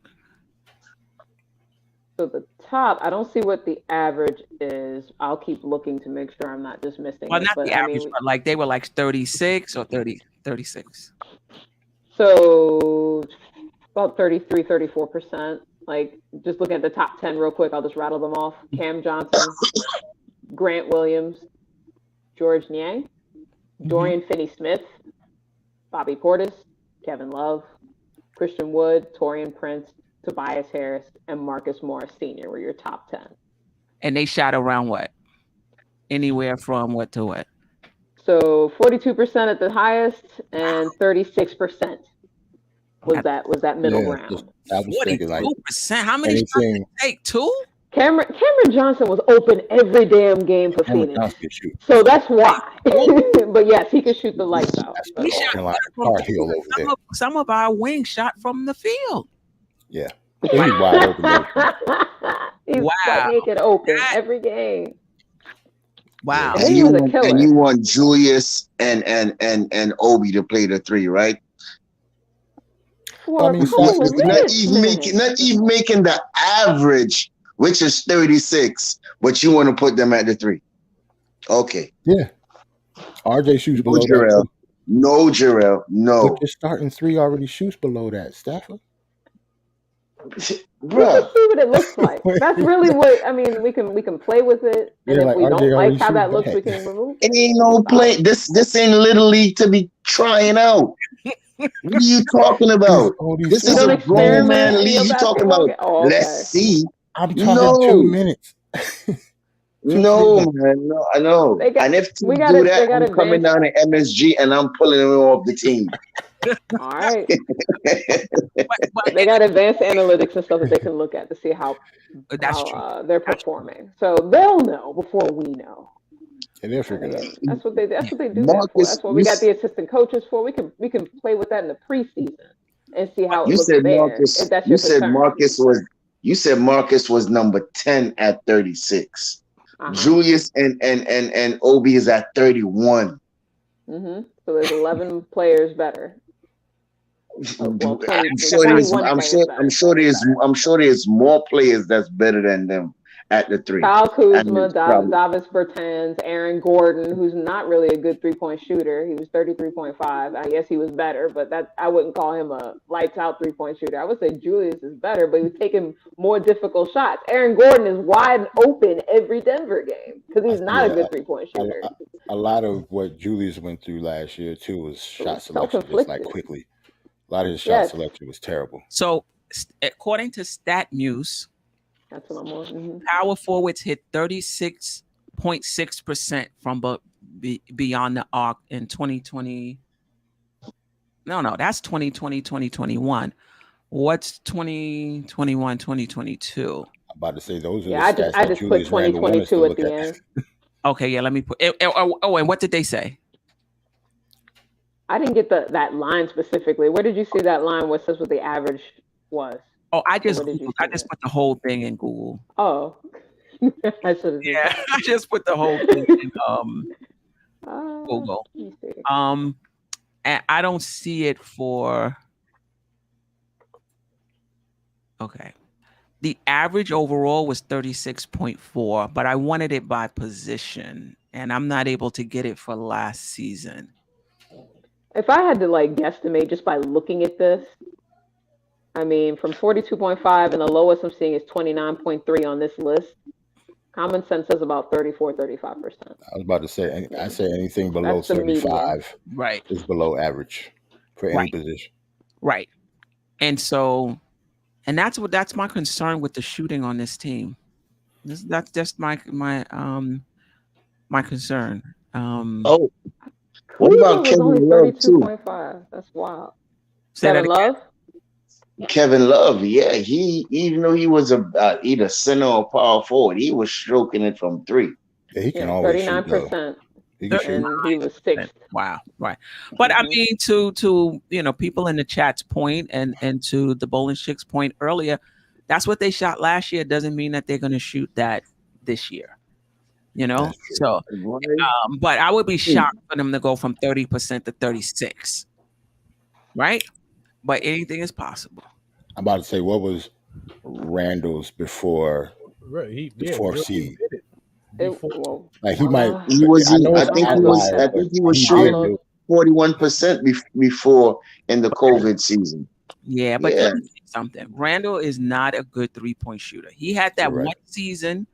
He's not a good point shooter. But another myth, though, that I want to dispel is that Randle is an inefficient shooter. It's not true. He had one inefficient season, which was last season. Other than that, he shot damn near 50% from the field. And that includes his first season where he shot 33.3% because he only played 13 minutes before he got injured for the season in the first game. You take that out. Right. So if you take that out, you take that out, he's an efficient shooter from the field. Not the 3-point line, though. But from the field, he is an efficient shooter, other than last year, where he just was terrible. He was terrible from the field. But he's not, because people keep saying, oh, and this is Rayology says this. Shout out to Rayology. RJ is inefficient. It's only 3 years, but Randle's been inefficient for 8 years. It's not true. Randle is not an inefficient player. RJ is. His first 3 years in the league, he's shooting 41.8% on average. 3 years. Queen, let me just say something real quick. Regardless of 8 years, 3 years, they do not like Randle, period. You see in a pro game yesterday, they lost. They kicking the boy in his chest. So I mean, is inefficient, inefficient. They just don't like him. They just want to get rid of him. They think Obi could shoot better three. More power to you. But stop sizing the man because of one season he didn't shoot the three well. Y'all just want to kick the boy off the court. Like, come on, man. Like Queen just said, you never know. The next season he may shoot 41% lights out. And what y'all gonna say then? A lot of it is personal. COVID season? Some of it is personal, but listen, let me just say this. Staffer, a lot of it is personal. People don't like Randle even before the emotionality and the poor leadership from last season. They just didn't like him. But I will say this. I'm not under that last year, that emotionality, and I'm a Randle supporter because I believe I separate, and I said this many times, I separate his game from his emotionality. Yep. I feel with his game, there are certain things you can do to help him. And the Knicks have done that. You can construct a team a certain way that puts him in his position where he's not in a decision-making role. And the Knicks have done that, right? But that emotionality part, for me, it still gives me pause with Randle. And I know some people was like, there's multiple players in the league that's emotional. And I'm not trying to take the emotionality away from him, but I just think it was a bit over the top in the sense that he would implode multiple times. Like, you can't, it's hard to trust a guy that when things get tight and things get tough, he's just going off the rails, and he's focused on this call or he's focused on this and he's not focused on the game. So I don't disagree with the fan base on that. But what I do disagree with is because of that, don't give him another chance. Like, because he imploded last season, he doesn't deserve to be on the tree. He can't change. He's never going to change. Like, that part I don't agree with. Queen. Almighty Finesse. I heard you come on numerous panels and talk numerous trash. So come on. Oh, Staf then dropped off. There you go. Oh, he's back. Freezy Oh, show wait for on him. and I'm That was a mic you drop. because you don't know anything either. So be careful how you speak your statement, bro. Right. Go ahead. Randle is not a number one, but he's not in a position to be a number one. So that's great. Queen. So the other thing with Randle is he's a grown man, he's responsible for his action, but there is a coach and a coaching staff that's got to keep this under control. Okay? And the front office. And the front office. Not the front office as the backdrop, but on the court, it's Thibodeau's job to control. If Randle, if he cannot control himself emotionally, listen, put him on the bench. Leave him in the locker room. Do what you got to do, but you cannot allow him to affect the chemistry of the team and cause the team to lose game. That's the coach's job. Wait. I think we're stretching it a little bit. We're stretching it a little bit. I agree with you that Tibbs needs to hold him accountable. I agree with you when he's imploding like that, he needs to come off the team, come out of the game. But this idea that nobody can, when Randle implodes, the rest of the team can't function. Like, oh my God, Randle's imploding. RJ and Quickly don't know what to do. Now their games is affected. They're not going to be able to hit a shot because Randle is not there. No excuses. Yeah, that's an excuse. Right. I agree with you. Randle has to get better. I agree that Tibbs needs to hold him accountable, but there's no excuses why you can't hit your shot because Randle is imploding. I just don't get it. That's not what I was implying. What I was saying is if he's imploding, you got to remove him so that, because he affects the chemistry of the team. Not that the other guys can't play, but it's just that, let's say he's arguing a call. So on defense now, you're playing 5-on-4. He's not there. Okay. So he I get that. Team that way. I definitely agree with that. They can't play, but they had at a disadvantage because he's not right. That part I do agree. And Sherwin, I agree with you. To me, I agree. Yeah, a little bit. To me, a lot of the Obi people so in love with Obi is because he's the anti-Randle.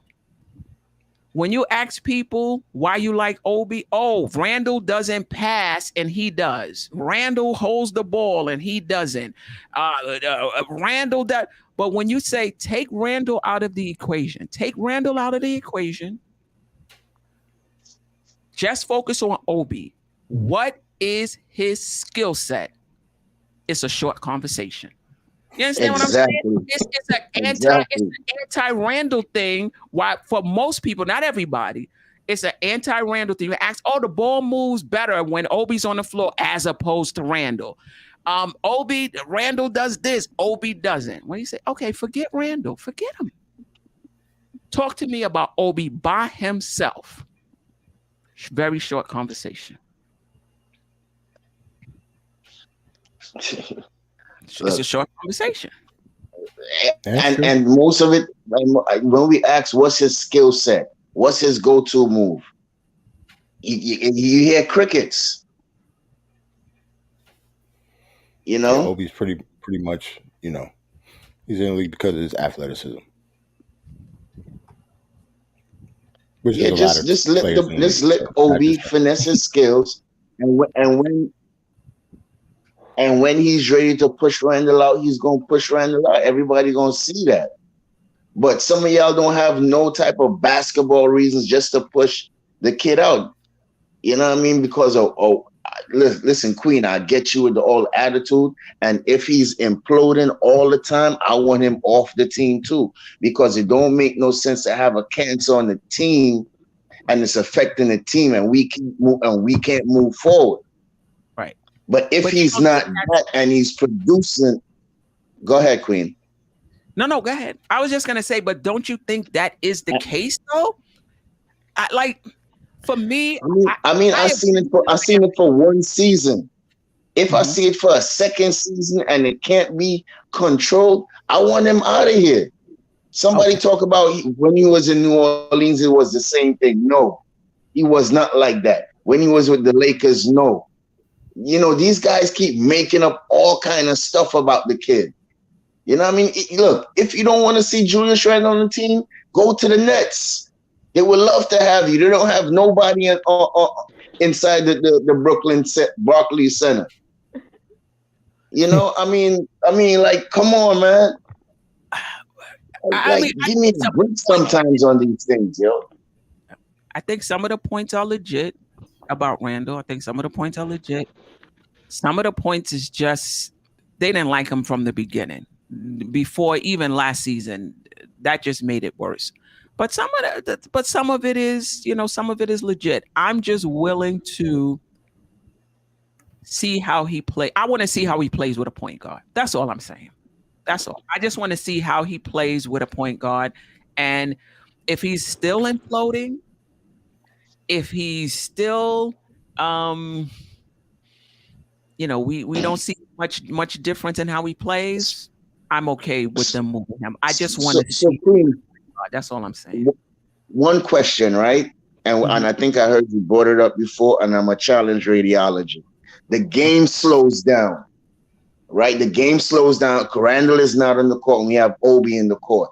Can we give Obi the ball in the post and tell him, go get us a bucket? Radiology. Because you're talking about all this athleticism and teams have to adjust. When the game slows down, can we depend on Obi to go get us a bucket in the paint?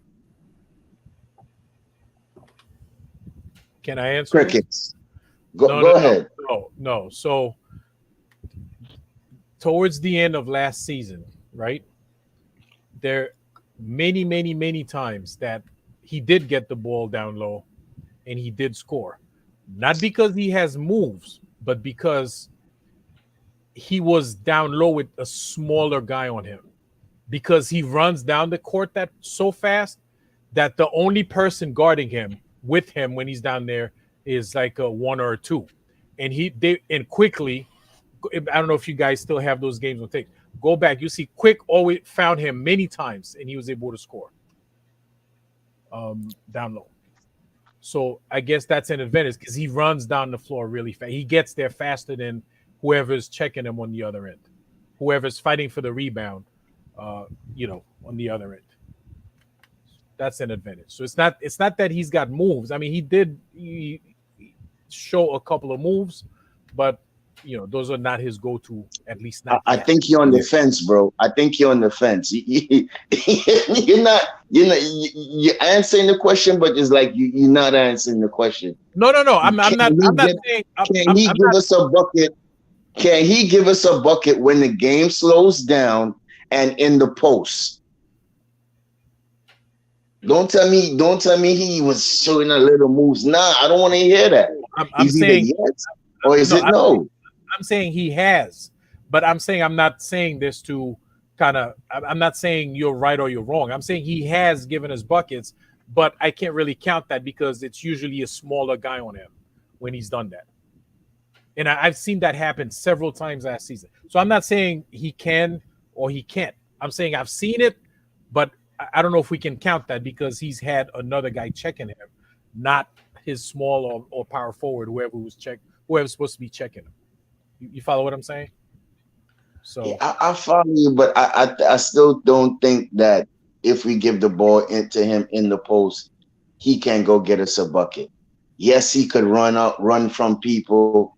Yes, he could dunk on people. Yes, he could slash. I'm not taking none of that from him. Great athlete. But I'm saying when it comes to crunch time and we need to go get a bucket, are we putting the ball in his hands in the post? And that's a no. It's not happening. Right. So we all could hate on the guy Julius, but you could put the ball in his hand and he gonna get us a bucket. It's not probably gonna be all the time, but he gonna make sure and hurt that boy, whoever is guarding him in the post. I know that for sure. We seen it for sure. What Steph said about Randle having a point guard was one of the main reasons that I wanted Jalen Brunson, Right. because we can't use that excuse for all of our players anymore. Because Mhm. each and every one of our players, it seems like we've used that, not excuse, but we've used that term. It will be much better when they get a point guard. RJ, Obi, all of them. And Jarrell, that's also one of the reasons why I really don't want. I mean, I hear this talk about them trading Julius Randle to the Lakers. I really don't want that. I want to see Julius Randle play with a real point guard. Right. To me, And the I same never thing with said, Obi. I never said, I'm sorry, Jarrell, but JJ, I never said he was clutch. I never said that. I say once we put the ball in his hands, and most of the times, or if you want to say less of the times, he's going to get us a bucket. But I never said he was clutch. I never said he was it. Right. I think So for I don't think worry, Almighty Finesse. I'm gonna see you. for those Go ahead. who like myself who support Randle, I think the people in the chat or the fan base thinks that means you don't see his flaws. I've said Randle is a flawed player. I've said that many times. I've said that Randle should not be facilitating the offense. He should not. He should not be in those decision-making positions because he turns the ball over. He's not processing things fast enough. I've said that. But what I've also said is if you put him in a traditional power forward role, I think you're going to get the best out of Randle. And I also agree that Randle is not a number one option. Right. Queen, can I? Not. So I just want to say this. So just because you support Randle being on the team doesn't mean you don't see those parts, you don't see those things that need to improve. And I've also said that his emotionality last season gives me pause. That needs to be better this year. And I want to see him with a point guard. And if it doesn't change, move him. Move him. But to me, it's not either or. To me, with Obi, I just feel like, it's that argument. He has the game. He's just not in that position to show it. That's fair. Sometimes, some people have a specific role on the team and they can do more, but that's not their role on the team. So, Almighty Finesse, we know he's not that guy. Why do people keep saying the same thing over and over and over? He's not a number one. He may not even be a number two. We're just talking about him being a regular player on a team. Right. That's it. Now, Queen, they hard-headed. They hard-headed. We say it all the time. Like they don't listen. Right. He's not that. We get it. And we even though players, 1 second, just a regular power forward role. That's it. Jarrell. I was just about to say, even though he's not a number one traditional player, he's not like Michael Jordan or anything, but he was definitely our number one option on this team for the past 3 years. Yeah. Right. So we have to at least respect him just because of that. Like you could say, he doesn't do this, he doesn't do that. Nobody else on our team does that stuff either. Right. So I don't know how Randle used to play with the Lakers or with the Pelicans, but I think it's tough for him to, he doesn't have that instinct when he grabs a rebound to give it to the point guard. I think naturally he just wants to bring the ball up. I don't think he does it on purpose. He just doesn't have it. But he's been playing like that since high school. Yeah. He's been playing like that. That's not anything new. Yeah, he's always had the ball. He's always done that. And to me, there's nothing wrong with that. It's just that when you get it over half court, give it to the point guard and move to your position. But I just want to shout out Jay Williams. Listen, you can support somebody and see the good and the bad. I'm not dumping on Randle. But the bottom line is he turns the ball over when he's in decision making. That's just not his role, facilitating the offense. Right. I'm not dumping on him. He's not a number one. That's a fact. So that's not dumping on him. I'm just saying put him in his position and you're going to see him shine. That's all I'm saying. That's not a dump on him. That's just being able to see both sides of a player. Yes. McQueen, some people can't take good criticism, and that's it. If you flawed in something and somebody tell you it is what it is, that's just what it is. Not like you're dumping on him. I have said it also too many times. Don't put the ball in Randle hand, make him come up because he can't make good decisions. Put him in his natural position where he could attack the basket and get buckets for us. He's not a point forward. So that am I saying that I'm dumping him? No, it's just criticism. Every athlete is always going to get criticism, regardless if you like him or not. Right. That's just the fact. And he has flaws in his game. Kobe had flaws in his game. Jordan had flaws in his game. You can't tell me every athlete that y'all see in this world right now is perfect. Itty bitch, just a little itty bitty flaw. And listen. Oh, somebody wanted to say something. No, yeah, I was gonna say, even when Randle does make good decision, his passes are like 90-mile-an-hour pitches. Oh They We are. already talked about them Cam Newton fastballs, man. Yeah. Right. He passes like he's angry. He's not perfect. Right. But Paris Duggar, that's the problem. This is the problem I have with Knicks fans. I agree with you. Everybody has their role. So I want Obi on the team because I think when he gets in the game, he changes the dynamic for us. Right. He stretches it vertically. He has a role on this team. I don't have a problem with that. The problem I have is when people want to expand his role now and feel like he's better than Randle. You know, he might be a better fit, but he's a better fit if the other four people around him are bona fide. Then you can have somebody like Obi, he's not even rebounding for you. You know what I mean? So if the other four players are bona fide, then yes, you're not asking Obi to do much. Just run and jump and dunk the ball. If you open, hit a three, fine. But on this particular team, you're going to have both Obi and Mitch down low who can't create their own shot. That means your entire offense is generated up top. Either they're going to take the shot or they have to set up Obi and Mitch.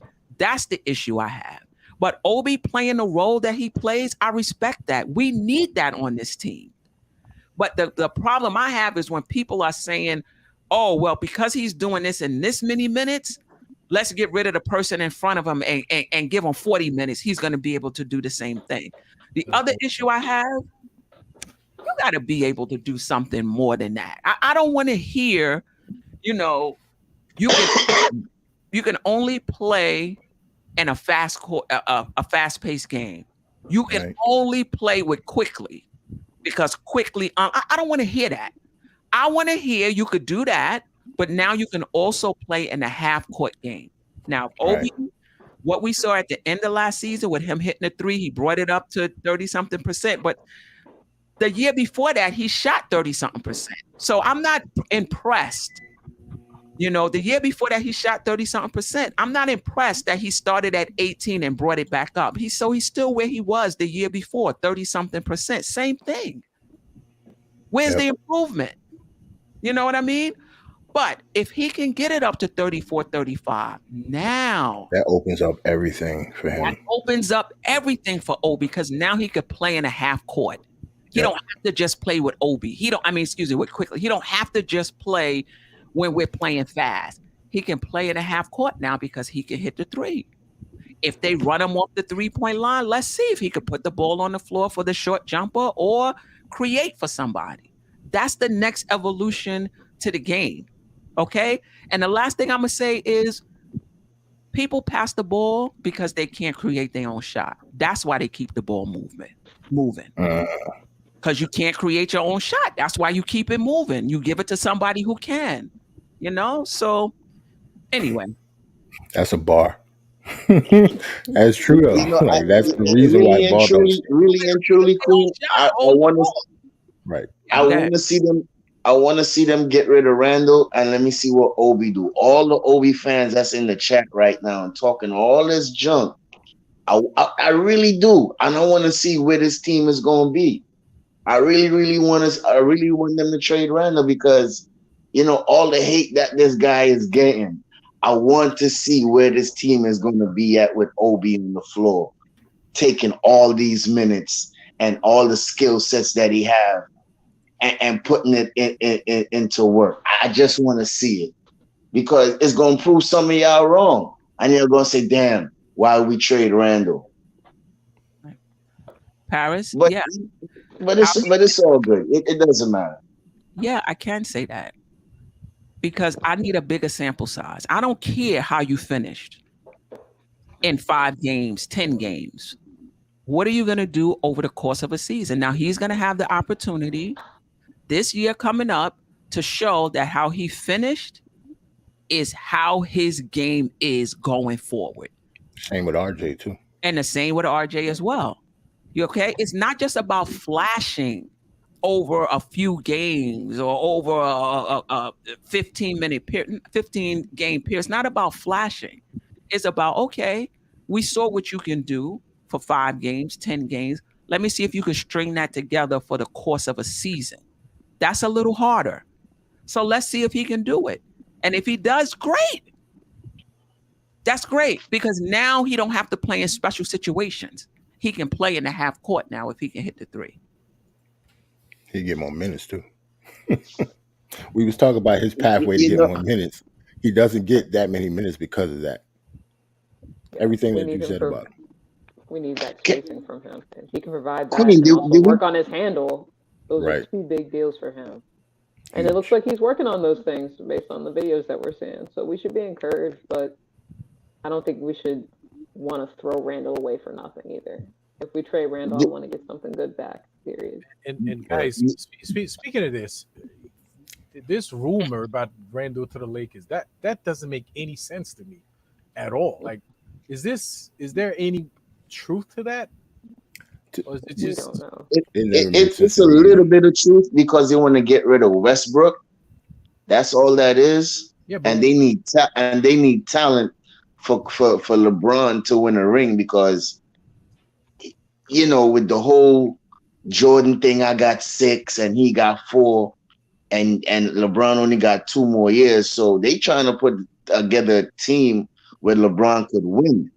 So if they add Julius, and let's say we do the trade with Utah and they get Jordan Clarkson and a couple more shooters, it's a little better for him to try and go out and win a ring. Really? You get me? So with that, they're gonna beat the Warriors, or I mean, I never said they're gonna beat the Warriors. All I said is LeBron wants a team where he could win, and he doesn't want Westbrook on the team. That's all I'm saying. That's all I'm saying. He is trying to get to the Jordan status. I've heard so many trade scenarios with Randle going to the Lakers, we buying out Westbrook. None of it make any sense to me. Like, it doesn't make money sense. It doesn't make basketball sense for either team. Even the Lakers. So the Lakers want to get rid of what's gonna be an expiring contract. So they want to take Julius Randle for the next 4 years, and they're gonna mortgage their future because I heard they're gonna be trading 27 and 29 picks. So right, LeBron is leaving next year anyway. So you're gonna do all this for a guy that's leaving next year. So you're gonna be really bad for the next 10 years. I mean, it doesn't make sense to me. Right. And Randle and LeBron play the same position. So does AD to a certain extent. And to a certain extent, AD. So I just don't. So you have 3 power forwards on your starting lineup. It doesn't make basketball sense. And then you got to remember too, AD is always injured too. He's an injured prone player. So even if they bring Randle off the bench, it's still a win for them. But they're not bringing Randle over there and bring him off the bench though. I mean, look, they could bring. All right, so let's put it like this: 80 at the 1, 80 at the 5 side, Randle at the 4, LeBron at the 3, and whoever playing the shooting guard and point guard, which you don't know is LeBron gonna be playing the point, right? So that could be they starting 5 right there, and got Jordan Clarkson coming off the bench, or if they trade Fournier there, he's the next shooter coming off the bench. You know, Fournier be going to the Lakers or to Utah in that 3-team deal? I mean, it's just I don't know. It gets messy. It makes no sense to me. And then so somebody gonna eat up with Russell Westbrook $47 million contract? No, they're gonna buy him out. We ain't taking on that contract. We're gonna buy him out. I don't think so. We didn't want to buy Kemba Walker's $9 million. So we're gonna buy this guy's $47 million? Why not? We didn't want to pay. I don't know if buying out would that have opened up the cap space we needed though? Yes, it will. I think it will for next season too, because we moving Julius $100 million contract off the board. She meant with Kemba. I meant with Kemba because we needed space. Yeah, I think that's why we didn't buy him out, because we actually sent them money and Kemba in order to do that. So they could have bought him out, but I think they couldn't have. He still would have been on the books. Well, I also heard we were gonna buy out, and I think that's what Stefan's trying to say. We'd buy out Russell Westbrook to open up cap space to re-sign RJ, but we don't have to do that. Why do we have to do that? We don't have to do that. We can go over the cap to sign RJ. Yeah. No, but not only that. Right. After next season, Derrick Rose is coming off the books, right? Fournier is gonna have 1 year, one guaranteed year left. If you want to buy out, just buy him out. And no, but Ajayi, what I was saying is, yes, we could sign RJ off of the cap, but once we get rid of Randle contract, that's open up more money, right? I didn't say to buy out RJ to sign RJ. No, that's not what I'm saying. Once we get rid of Randle's contract, it opens up more cap space for us to go behind a second star. That's what I mean. And then sign RJ afterwards. I would have to look at the I would have to look at the cap to see. I don't know where we are. Are we over the cap now? We're over the cap. Yeah. And if I don't remember the exact dollar. If we subtract Randle's, I think he's making $23 million. How much under the cap are we? May not be that much under. I think Randle's making more than that. I thought it was 28. Or 28. But I'm checking. I'll find out. What didn't he sign? What was it? I think it's 117 or something like that. Yeah, 4 years. For 4 years. Right, but first year is the first year 23 or 28. I'm not sure, but I know it's Bronson, then him, then Randle, then Fournier. Those are the three main guys that's making the money right now. Listen. How many people believe if we get Donovan Mitchell, we missing the playoffs? We're not getting. I think the Knicks can make. I'm not going to say the playoffs, but possibly 7 through 10 without Donovan. With Donovan, I'm saying we have a good shot. I'm saying we're going to make the playoffs without Donovan Mitchell. I think the right now is top 6. The way we are right now, we're going to make the playoffs. Top 6. Yeah. Listen, Brooklyn's falling. I'm not even going that far as top 6. I think we could play into the 7 or 8 seed. I think it would take a lot. I'm not saying it's not possible. I think it would take a lot for us to get a top 6 seed. But I think we can play in 7 and 8 seed for sure. But it's not outside of the realm of possibility. A lot would just have to break right. Yep. I already said that was our ceiling. It's just a lot has to happen. It's starting to break right already. Like how? Brooklyn's falling apart. That's -1 team. We don't have to worry about it. They're not going to be, you have Charlotte. Brooklyn was in the play-in, and so was Charlotte. But Ajay, with KD, you always got a chance, bro. Even if you get swept in the first round, I'm still not going to count them out. And they still got Kyrie. But we don't know where they still got what's that young man that came over from San Antonio that signed with them? The little sharp shooter, the 3-point guy. Patty Mills.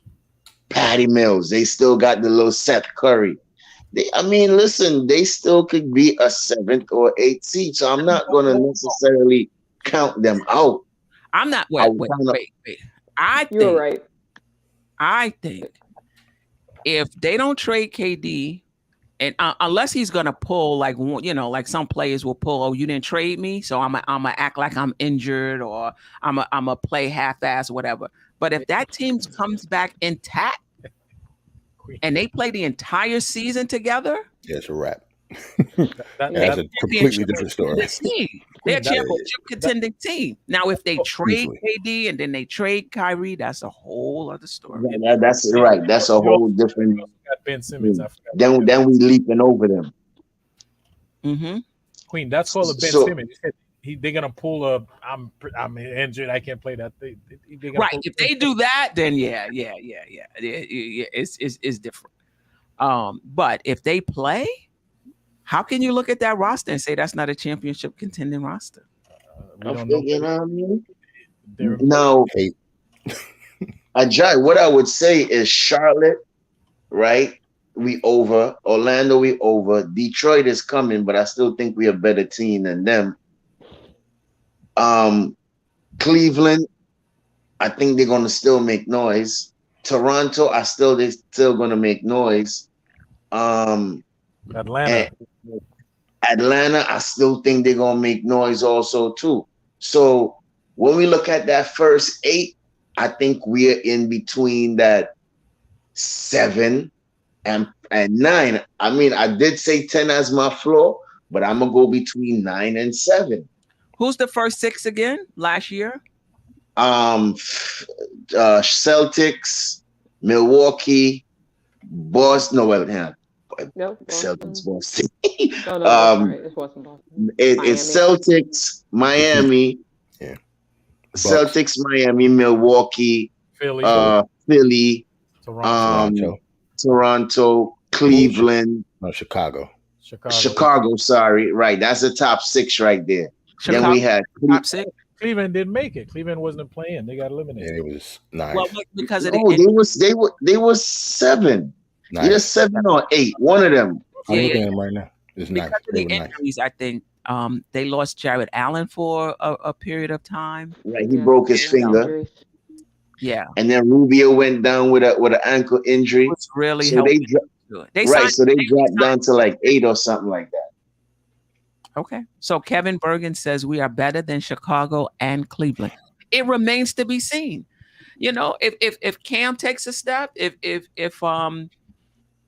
RJ takes a step, it's possible. If Randle, he doesn't have to return to his all NBA season, but if he's better than last season, it's possible. But the other teams that didn't make the playoffs, you think they gotten better? I mean, Washington didn't make the playoffs. Indiana didn't make the playoffs. I wouldn't be worried about. I wouldn't worry about Orlando. Detroit. Anything is possible. Detroit. But Queen, you don't think we're better? You see that, or you ain't worried about Orlando, but they beat us 3 out of 4 times. You ain't had to bring that up. I know, right? You ain't had to do that. Stafford, sometimes you just got to keep the stats over there, fam. You ain't got to say it all. Right? Washington is going to be slightly better team. Washington is going to be better. Charlotte without Miles. How are we not better than Washington, though? I think I'm not saying that we're not better than them. I'm just saying they will be better if they can have a healthy Bradley Beal, which is a question mark. Whether Kristaps Porzingis stays healthy. I think we're better than Washington. But as far as like their ceiling. So according to Sherwin, we're only better than Orlando? And Detroit. Detroit. Wow. So we should be like the 13th seed. Yeah. Oh, he don't got the Pacers in there. So 12. Pacers, Orlando, Detroit. Yeah, that's it. So the last 2 I wouldn't agree with. Charlotte and Washington, nah, But the rest of the team showing, I agree. I think we could be better than Washington. We definitely gonna be better than Charlotte because Miles is not there. I'm not sure Atlanta's better than we are. I think Atlanta got a lot of question marks too. They do. Yeah, we're gonna have to see. We're gonna have to see with DeJounte Murray on Twitter. But... Sherman says we are 12 to 15th in the East. Harlem Girl said y'all are so hopeful. Mm-hmm. And you're right, Almighty Finesse. Washington did trade for Will Barton. I like Will Barton. And Monty Morris also. I missed that. That was a good And trade. they drafted Johnny Davis. What They happened to did. Johnny Davis? Why he didn't play in summer league? I missed don't know. that. I don't know. Hmm. Queen, you did ask earlier about was it 23 million or not? Mhm. It is 23 million. I think what I was thinking about was Julius's trade kicker. I think that brings it up to 28 million. Right. Well, let's bring this to the chat and to the panel right now. I mean, Josh asked Harlem Girl where you have us ranked with this team that we brought up earlier. No trades. Damn. See, my thing is, if you're gonna have us ranked that low, right? How can you say you wanted Tibbs to play the kids last year, but don't think they're gonna get any better? Like we actually got worse as a team. Like we're not even 11 now. Now we 12. Right. Yeah, JJ confusing me with that 11 thing. I don't even think we were. I mean, we were 11 last year. You think we still gonna be 11 this year? I don't 11th see it. seed. And that's the case, then that means you really don't have any faith in the young players that we have. Josh, Like- 9th to 10th.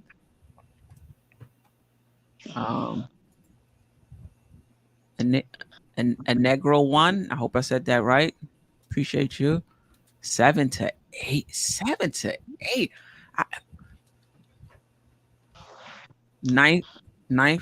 So this is what I don't understand. Nobody wants Donovan. Nobody Right. everybody's fighting for Obi. Like, I don't get it. Fighting for IQ, and then you say, all right, fine. How are you gonna win? 11. We're gonna be 9th or 10th. So then what kind of team do we Right. have? What are you Like, We sent excited it for about? Wembanyama. We spent like a whole season crapping on Tibbs about playing the young guys. But the very next season, after they got There you a go. season under their belt and an off season to get better, you're saying that we're actually going to be worse than we were last year. Right. 12 to 13 seed meaning we're winning like 20 something games. We in the 30 lottery, games and we don't see it. at best 30. If we getting like 12, 13, like that's very, very bad. I don't know if people realize how many wins that is as a team if you're getting certain. No, but this is a thing, Jarrell. But They're then gonna what get are we rid of Tibbs within the first month. If that ever happens, we start off slow like that. Yeah, true. Tibbs is gone. Wow. I mean, We'll see. that I don't get.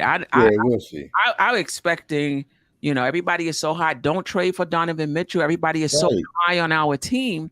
And then when you say where we're gonna finish, 8, 9, 10, 11. Like somebody said, 12, 13, like that's Ain't no very, way. very low if you think we have a good young team that doesn't really match. Like it has to be either or. If you have faith in them, we would be up not high like 4, but maybe 6, 7, 8. But if you don't have any faith in the young guys, then yeah, I can see 12. That means they didn't get better at all. Boy, Gerald, I think you're pushing that Exactly. 6 too hard. I think you're pushing that 6 too hard, man. That's Just in for my me. opinion. That's just for me. If everything goes right, Staf. I don't think we just gonna roll into no feeling? 6 seed. No, Let me everything pull, has to pull this up, Terrell. This roster. right. This is the Why same you do it roster. like that? Think about it. This is the same roster. Everybody wanted all the young kids to play. A lot would have to break right for us to get the 6th seed. I wish I had the what you call it? People would say we get like 11 and 12. We upgraded point guard, and the young kids got getting better. How we Yeah, look. 10 is my floor, and 7 is my ceiling for this team. For right now, until if Donovan comes, I'm looking at I'm gonna go like probably 1 or 2 notches and say 6 or 5. But for right now, how the team is constructed, between 10 and 7. All right. Let me. I was able to get it. Let me just bring this up. Kind of small though. I can see it.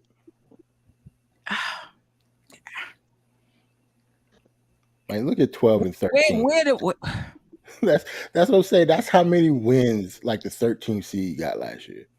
So if you think that we're only better than like the Magic, the Pistons, and the Pacers. That's crazy. Like not with the team that we had last year. We were hopeful of the young guys last year. What the hell was we being hopeful for?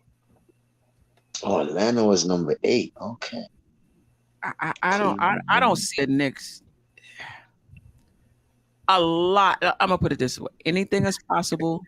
Anything is A possible. lot would have to happen for the Knicks to finish in the top 6. Yeah, A lot that would be have to pushing it happen. a bit. Well, let's just go get Spider. No. But we're talking about without Spider, and you ask people where we're gonna finish: 9th, 10th, 11th. Right.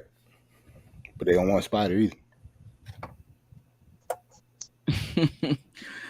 Debbie Downers, or are we being realistic?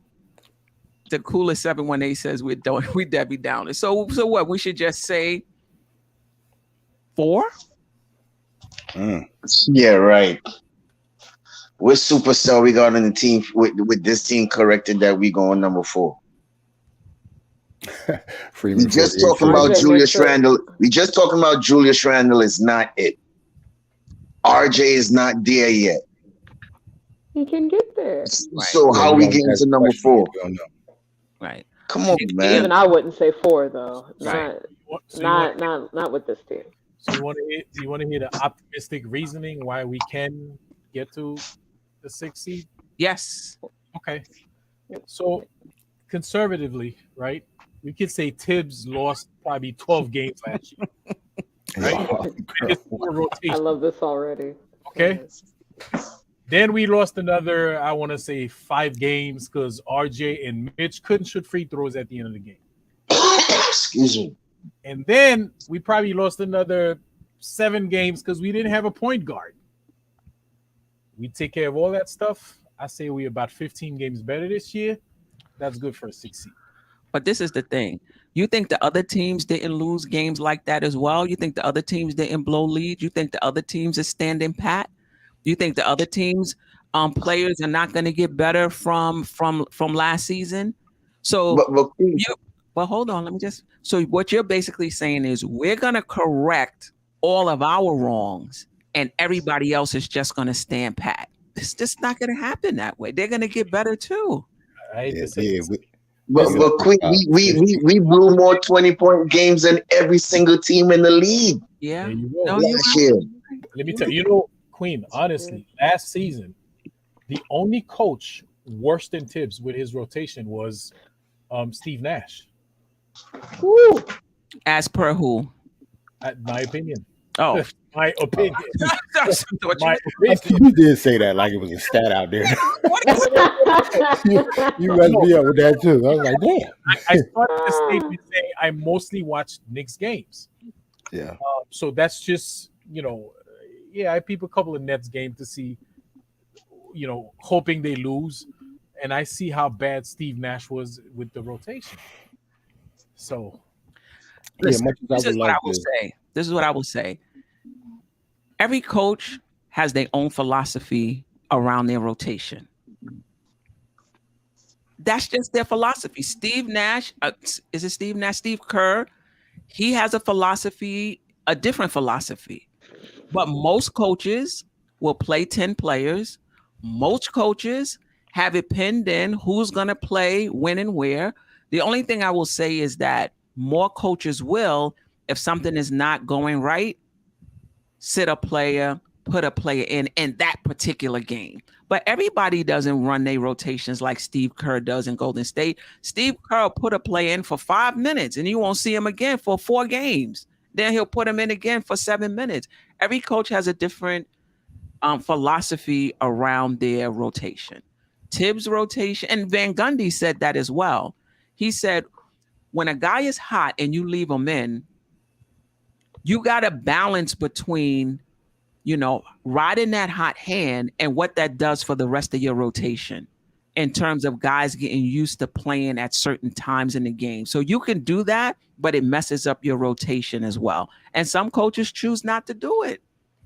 Wow.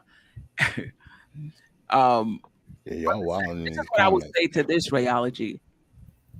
don't think for 1 second that Tibbs win now philosophy is against what the front office wants to do. Don't think for 1 second that they're not aligned. Because if the front office really wanted to tank, if the front office really wanted to get into the lottery, you take care of that at the top. That's what OKC did. They got rid of all of their veterans so that you could play as hard as you want. It's only so many games you're going to win because you're not talented, right? So you can't ask a coach to come in and not try to win. That's their job. That's what you hired them for. Queen, I have debated with all of these guys, and he especially does not like Tibbs. So, I mean, you could explain that to him. His mind will never change on Tibbs. And him saying shout out to win now coach is just an exaggeration.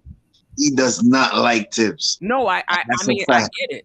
But you can't get on a coach for winning. That's what they were hired to do. If you want to tank, that starts at the very top with how the front office constructs the roster. Look at OKC. They did it perfectly. Look what San Antonio is doing. You don't put good players on the roster and ask the coach to fiddle with the rotation so that they can lose. You trade DeJounte Murray. You trade players so that you're left with a lottery team. That's how you do it. It's not on the coach, it's in the front office. Yep. You know, they have this thing that he doesn't what's the word I'm looking for? He doesn't develop. And I really don't agree with that because I think RJ has grown underneath him. I think Quickly has grown underneath him. I think Obi has grown underneath him. Yes, Tibbs doesn't make the right decisions, but he has set a culture in the locker room and for this team for us to be respectable. Even if people don't want to agree with me on that, we not like we are laughing stock like how we was a couple years ago by winning 17 games. It's not like that anymore. This is a whole new regime, a whole new coaching staff, and we trying to put together a respectable team. So, I mean, let the guy play out his years because he's not going to be here. You see, he's missing half of his hair on his head like a homer. You understand what I'm saying? He's not going to be here soon. So, I mean, just let him set the culture, let him set the pace, and let's see where the future takes us. That's all I'm saying, in my opinion. Yeah, I mean, I don't think Tibbs is going to be. I think when it's championship time, I don't see Tibbs being the coach of the team. But for right now, in terms of getting these guys to understand how you prepare for a game and things of that sort, I think that's fine. I think if you're a basketball player, you want to come in my opinion, if you're a rookie, under Tibbs and get used to earning what you get. Get used to understanding, how you get playing time, how you read a playbook, how how to watch film, all of that, But do I think he's going to be here when it's time for us to win a championship? I don't think so. No, me either. They just stop. Pretty much, not a stopgap coach, obviously, because he'll be here for like 4 years. But I don't think he'll be. I think once that time is over, just go to somebody else, if not before. Right. Yeah. I don't see it. And that's Leon Rose's boy too. I think he's going to willing to at least give him until after the trade deadline to see where he could take the team. And if not, they may can him or they might just keep him again. I don't know. Go ahead. And we start the season 5-20. He gone. Oh yes. Now, come on. 5-20. Why are we 5-20 though? Are we 5-20 just because of him, or are we 5-20 because the players aren't performing and it's responsible for them to perform? Regardless, he's going to be the first head to roll. Regardless. Yeah, I know a lot of people hope that, but we can see. I think there's a lot of question marks coming into this season, and players have to get better. we shall see. I think Tibbs is a good coach. I think he had a bad year last year, though. He's gonna be better this year. But he's not a bad coach, though. He can definitely coach and he can teach, but I just don't think he had a good year last year. Right. Yeah, we shall see. And I was about to say, and plus how everybody's talking about the state of this roster. You got to think about who he's coaching. Like, I don't know why nobody brings that up. Like, everybody went for Tibbs' head for not playing the young guys. Right. So the very next season, you don't think the young guys are going to get past like the 11th seed. Right. So what was the point? Why would he be playing them then in the first place? Right. Right. Some of these fans just confused at the same. People look at this roster. You're right. 8th seed, 9th seed, 10th seed, 11th seed. Right. Oh, if we go out to 5-20, Tibbs is going to be fine. Clearly, the roster sucks anyways. Do you believe in the roster? Or you don't believe in the roster? Right. Like, pretty much that's pretty much the question. If you don't believe in the roster, then you can't really blame Tibbs if we go. Well, 5-20 is crazy. We better not go 5-20. Right. Yeah. Everybody believes in your quarterback, Daniel Jones, right? That don't mean you're not going to stop loving the Giants. Why you throw that? No, we're not doing that stuff. No, we're not doing that. You done just brought the spirit of the whole show down. I'm about to say, you're going to be here to 3 o'clock. Don't do it. Don't do it. I'm behaving right now. We don't. All right. I just want to know. People get jumpy around midnight now. I mean, start talking about the Giants. Right. Yeah, I had to shot that real quick. Yeah. I think the Knicks finished 7 through 10. I think if we get Donovan Mitchell, we can finish in the top 6. But we shall see. Yeah. Damn, Jarrell. I was just answering the question. Hey, man, that's not the question, man. The answer to the question was not the Jets. Like, that was not the answer. So no, Finesse asked me, was that a Jets jersey? The answer is yes. That is well. It's the Jets hat as well. We have a split panel here. I see the bucket. Panel here. Yes, sir.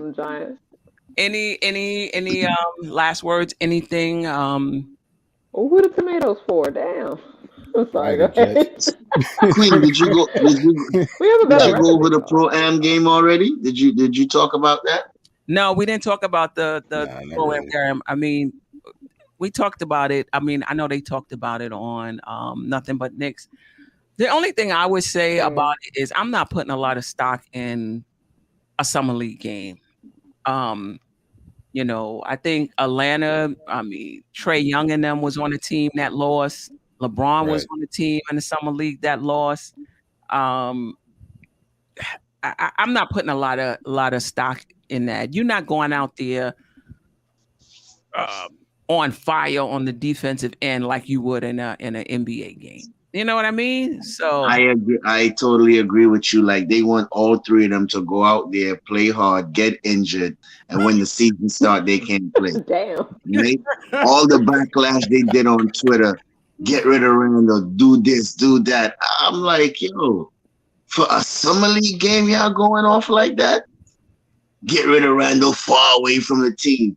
And all of that. I'm like, yo. Brunson missed the layup. They was like, we paid him all that money for that. He missed the layup. Yo, it's like, oh my God, yo, Knicks fans, man. Yo, oh my goodness. What? I mean, we are very knowledgeable at the game. We watch everything, but y'all go in too much in the paint, bro. Y'all just. Hey, your Harlem girl, relax. Hey, your Harlem girl, you hate every roster in New York. Dude, I'm sorry. You talk about baseball. The baseball teams are doing good, man. Let me see what Harlem Girl gonna tell I'm a you. Yankees fan, so I'm chilling. I don't want to talk about Yankees. We sucked the last couple weeks. So. I'm in a 5-game losing streak, Jarrell. I'm mad. Harlem Girl said, "Yep," like she don't like none of us. I like the honesty. That's what's up. I like the honesty. Right. Yeah. Listen. I think Nah, as we we have get hope closer over to the here. season, I'll bring. Maybe I'll do that in September. When does training camp start? Like October, mid What are you talking October. basketball? Yeah, I think so. Mid-October, because the season normally starts in November. Well, they I moved it believe up a it. little bit. I think it's going to be late September for training camp. Really? Because I mean, I thought it was okay. that last year. Oh, so then I might could do it early. I want to bring in the roster for each team in the Eastern Conference and just compare rosters between the Knicks Okay. and each of those teams. Maybe I'll do 2, depending on how many weeks we have before the season starts. I think we did that last year on the Queen's Court. And I think Sherman had it right. Sherman said we're gonna win 35 games. Everybody was so optimistic, including myself. Oh, He said 37 this year. Well, I think we're going to touch the 40s, man. I believe we're going to touch at least 45. I agree. 41, 45. I think we're gonna get at least 10 games better. 47. doesn't Yeah. I'm happy. I hope you're right. wouldn't that put us higher than 8, 9, and 10? Wouldn't that put us like 7 or 6? If, Or 47 wins? if everything stays the same, you got to think. It may not stay the same, but if everything stayed the same, 47 would put us 6. Okay. If everything stayed the same. I mean, we'll definitely see. I think there's going to be a lot of 47 is movement. a really good record. I mean, I'd be listen, happy with that. Cleveland, in my opinion, should have finished higher than 9 if it wasn't for their injuries. They were in the top, what, 4, 5, 6? 4. Yeah, Yeah, I think so. Throughout the Because I see you, Finesse. Thank you for acknowledging that. Yeah. Sorry. because Mobley and the tall guy went down. So yeah. Jared Allen Mobley went down too. Think See, about it, they didn't have Sexton at all. That's and they didn't have Right, sex. on him too. On him too. Well, some would say though that Colin Sexton was being hurt was the reason that they actually got off to a better start. Because I mean, they Yeah, because went he's off a after ball that. hog. Because He's a Yeah. ball hog. And then when Garland came in, he was spreading the ball, and he excelled them to where they needed to be. and I think That's why you Rubio think helped as well, so still a restricted free agent. Nobody hasn't picked him up yet. Right. there's something to that. But a lot of teams are capped out, so it's kind of tough. I think that's a big part of it as well. Right. Well, he better get a 1-year deal and sign and prove himself so he could get a check. Like a veteran minimum deal. He probably thinks I he's wouldn't better say than all that. No, he get But like Dennis Schroeder type of deal. But who has the money for that though? Isn't Schroeder paid like I at mean, least I 6 or know 7, there's 8 probably million? 1 or 2 teams that still need a point guard. Isn't he restricted though? I believe he's restricted. Yeah. He's restricted. Yeah. Oh, And the only reason I think he hasn't, got an offer sheet yet is because of his injury. You're probably Right. right then at that point. right. I didn't realize he was restricted. What was his injury again, Jarrell? I think like a meniscus tear or something in his knee. Yeah. He could come back from that. Yeah, that's what I'm saying. I think he'll be fine. Yeah, a lot of people be fine. He'll come back. He will. Any last words? Shout out to the chat. Rayology, always a pleasure. Almighty Finesse, King Patrick, NYK, JJ, always rocking with us. I appreciate you, Harlem Girl. Appreciate you, the coolest 718. It's me, Manchild, David L, Parish Duggar. Appreciate you, the public enemy number 1, Julian Blum. I may not get to everybody, but I appreciate you, Manchild, Nick Yak, Kevin Burgeon. I believe Shot Powers was in here earlier. Yep. If I'm not, Ron still Knicks. Ron for still Knicks fans. Hardwell. Appreciate you. Hardwell, Josh, Jay Boogie was in here. Jay Boogie, appreciate Oh, I you. missed him. Julian Yeah, he Bloom. was in there. Yeah, He gave us shout outs too. He called it something. He called me yeah? Jim Brown. I forgot who he called you. Oh, I missed all He called that. you somebody. You got to scroll up. Called me Jim Brown. Oh, I gotta scroll up. you. We finally got names. No, I'm saying. Manchild, C Mac, Keith Turner, always rocking with us. I appreciate you. Kevin Berger, Jay Williams, appreciate you as well. Yeah, Everyone. I'm trying to find it too. Yeah, it's a It was lot. a while trying to ago though, find it. because we've been on for You. almost 3 hours. Like Jay Boogie did come over here though, because I saluted him. Yeah, Kevin Bergen. Yeah, Well, definitely. I'm sad. Y'all, I need y'all in the chat to let me know what Jay Boogie said. Hold on, I'm gonna get Yeah, it. I mean, well, when we Hold get off, we can also look for it as well. It was probably to the top. But Gotcha. any last words? Nah, man, just peace and love to the chat, to the panel. Queen, you know it's always a pleasure. To my fellow Jetsonian, you know what I mean? You already know we going there. We going there. And to Daniel Jones' best friend, Jarrell. Salute to you, Don't man. do that. And Don't do that, man. Don't put that on me, Jay. man. Not Daniel Jay, it was Jones. nice meeting you, man. Yeah, you too, Peace man. and love. All right. Next week, Monday, man, 8:30. Again, we gonna do it again. Yeah, definitely. 8:30, 8 or 8:30 next Monday on the Queen's Court. We'll be back here Tuesday, 9:00. I think the last Tuesday of the month, I'm gonna have to move it to Thursday because I'll be out of town. I'll be in Alaska. I'm gonna see if I can. I will see if I can get on Gracious. for like 30 seconds. If you in Alaska, you gonna get on live in 30 seconds. To give y'all a little shout out. I'm gonna be on a helicopter that's gonna land on top of a glacier. I'm gonna do like a 45-minute walk on top of a glacier. If Yeah, you worry about the Knicks for 30 That's seconds, cool as you don't hell. stop stuff, man. That sounds awesome. What? yeah, I think it would be kind of cool, but That's gonna be I good. don't know You what gonna be the on a glacier, girl? Yes. I ain't planning never seen flag no up glacier. there. You know what I'm saying? Just Queen, just make sure you Living warm up real vicariously good. through you. Yeah, I would say it's gonna be okay. It's gonna be anywhere from the mid 40s to the mid 60s. So And that's I good found, for you? Oh, Hold yeah, on. it's not like it's gonna be 20. I'm from New York. that might Well, feel you know good, what? I'm an honestly. island. I'm an Living- island boy. Any type of cold hit me, I'm suited and booted up. Rayology's comment has me just, oh my god. Yeah, So, I found Jay Boogie's comment. Oh, you on a glacier, these are not African American activities. Right? They don't need to do that stuff. You know what I'm saying? Give you the benefit of the doubt.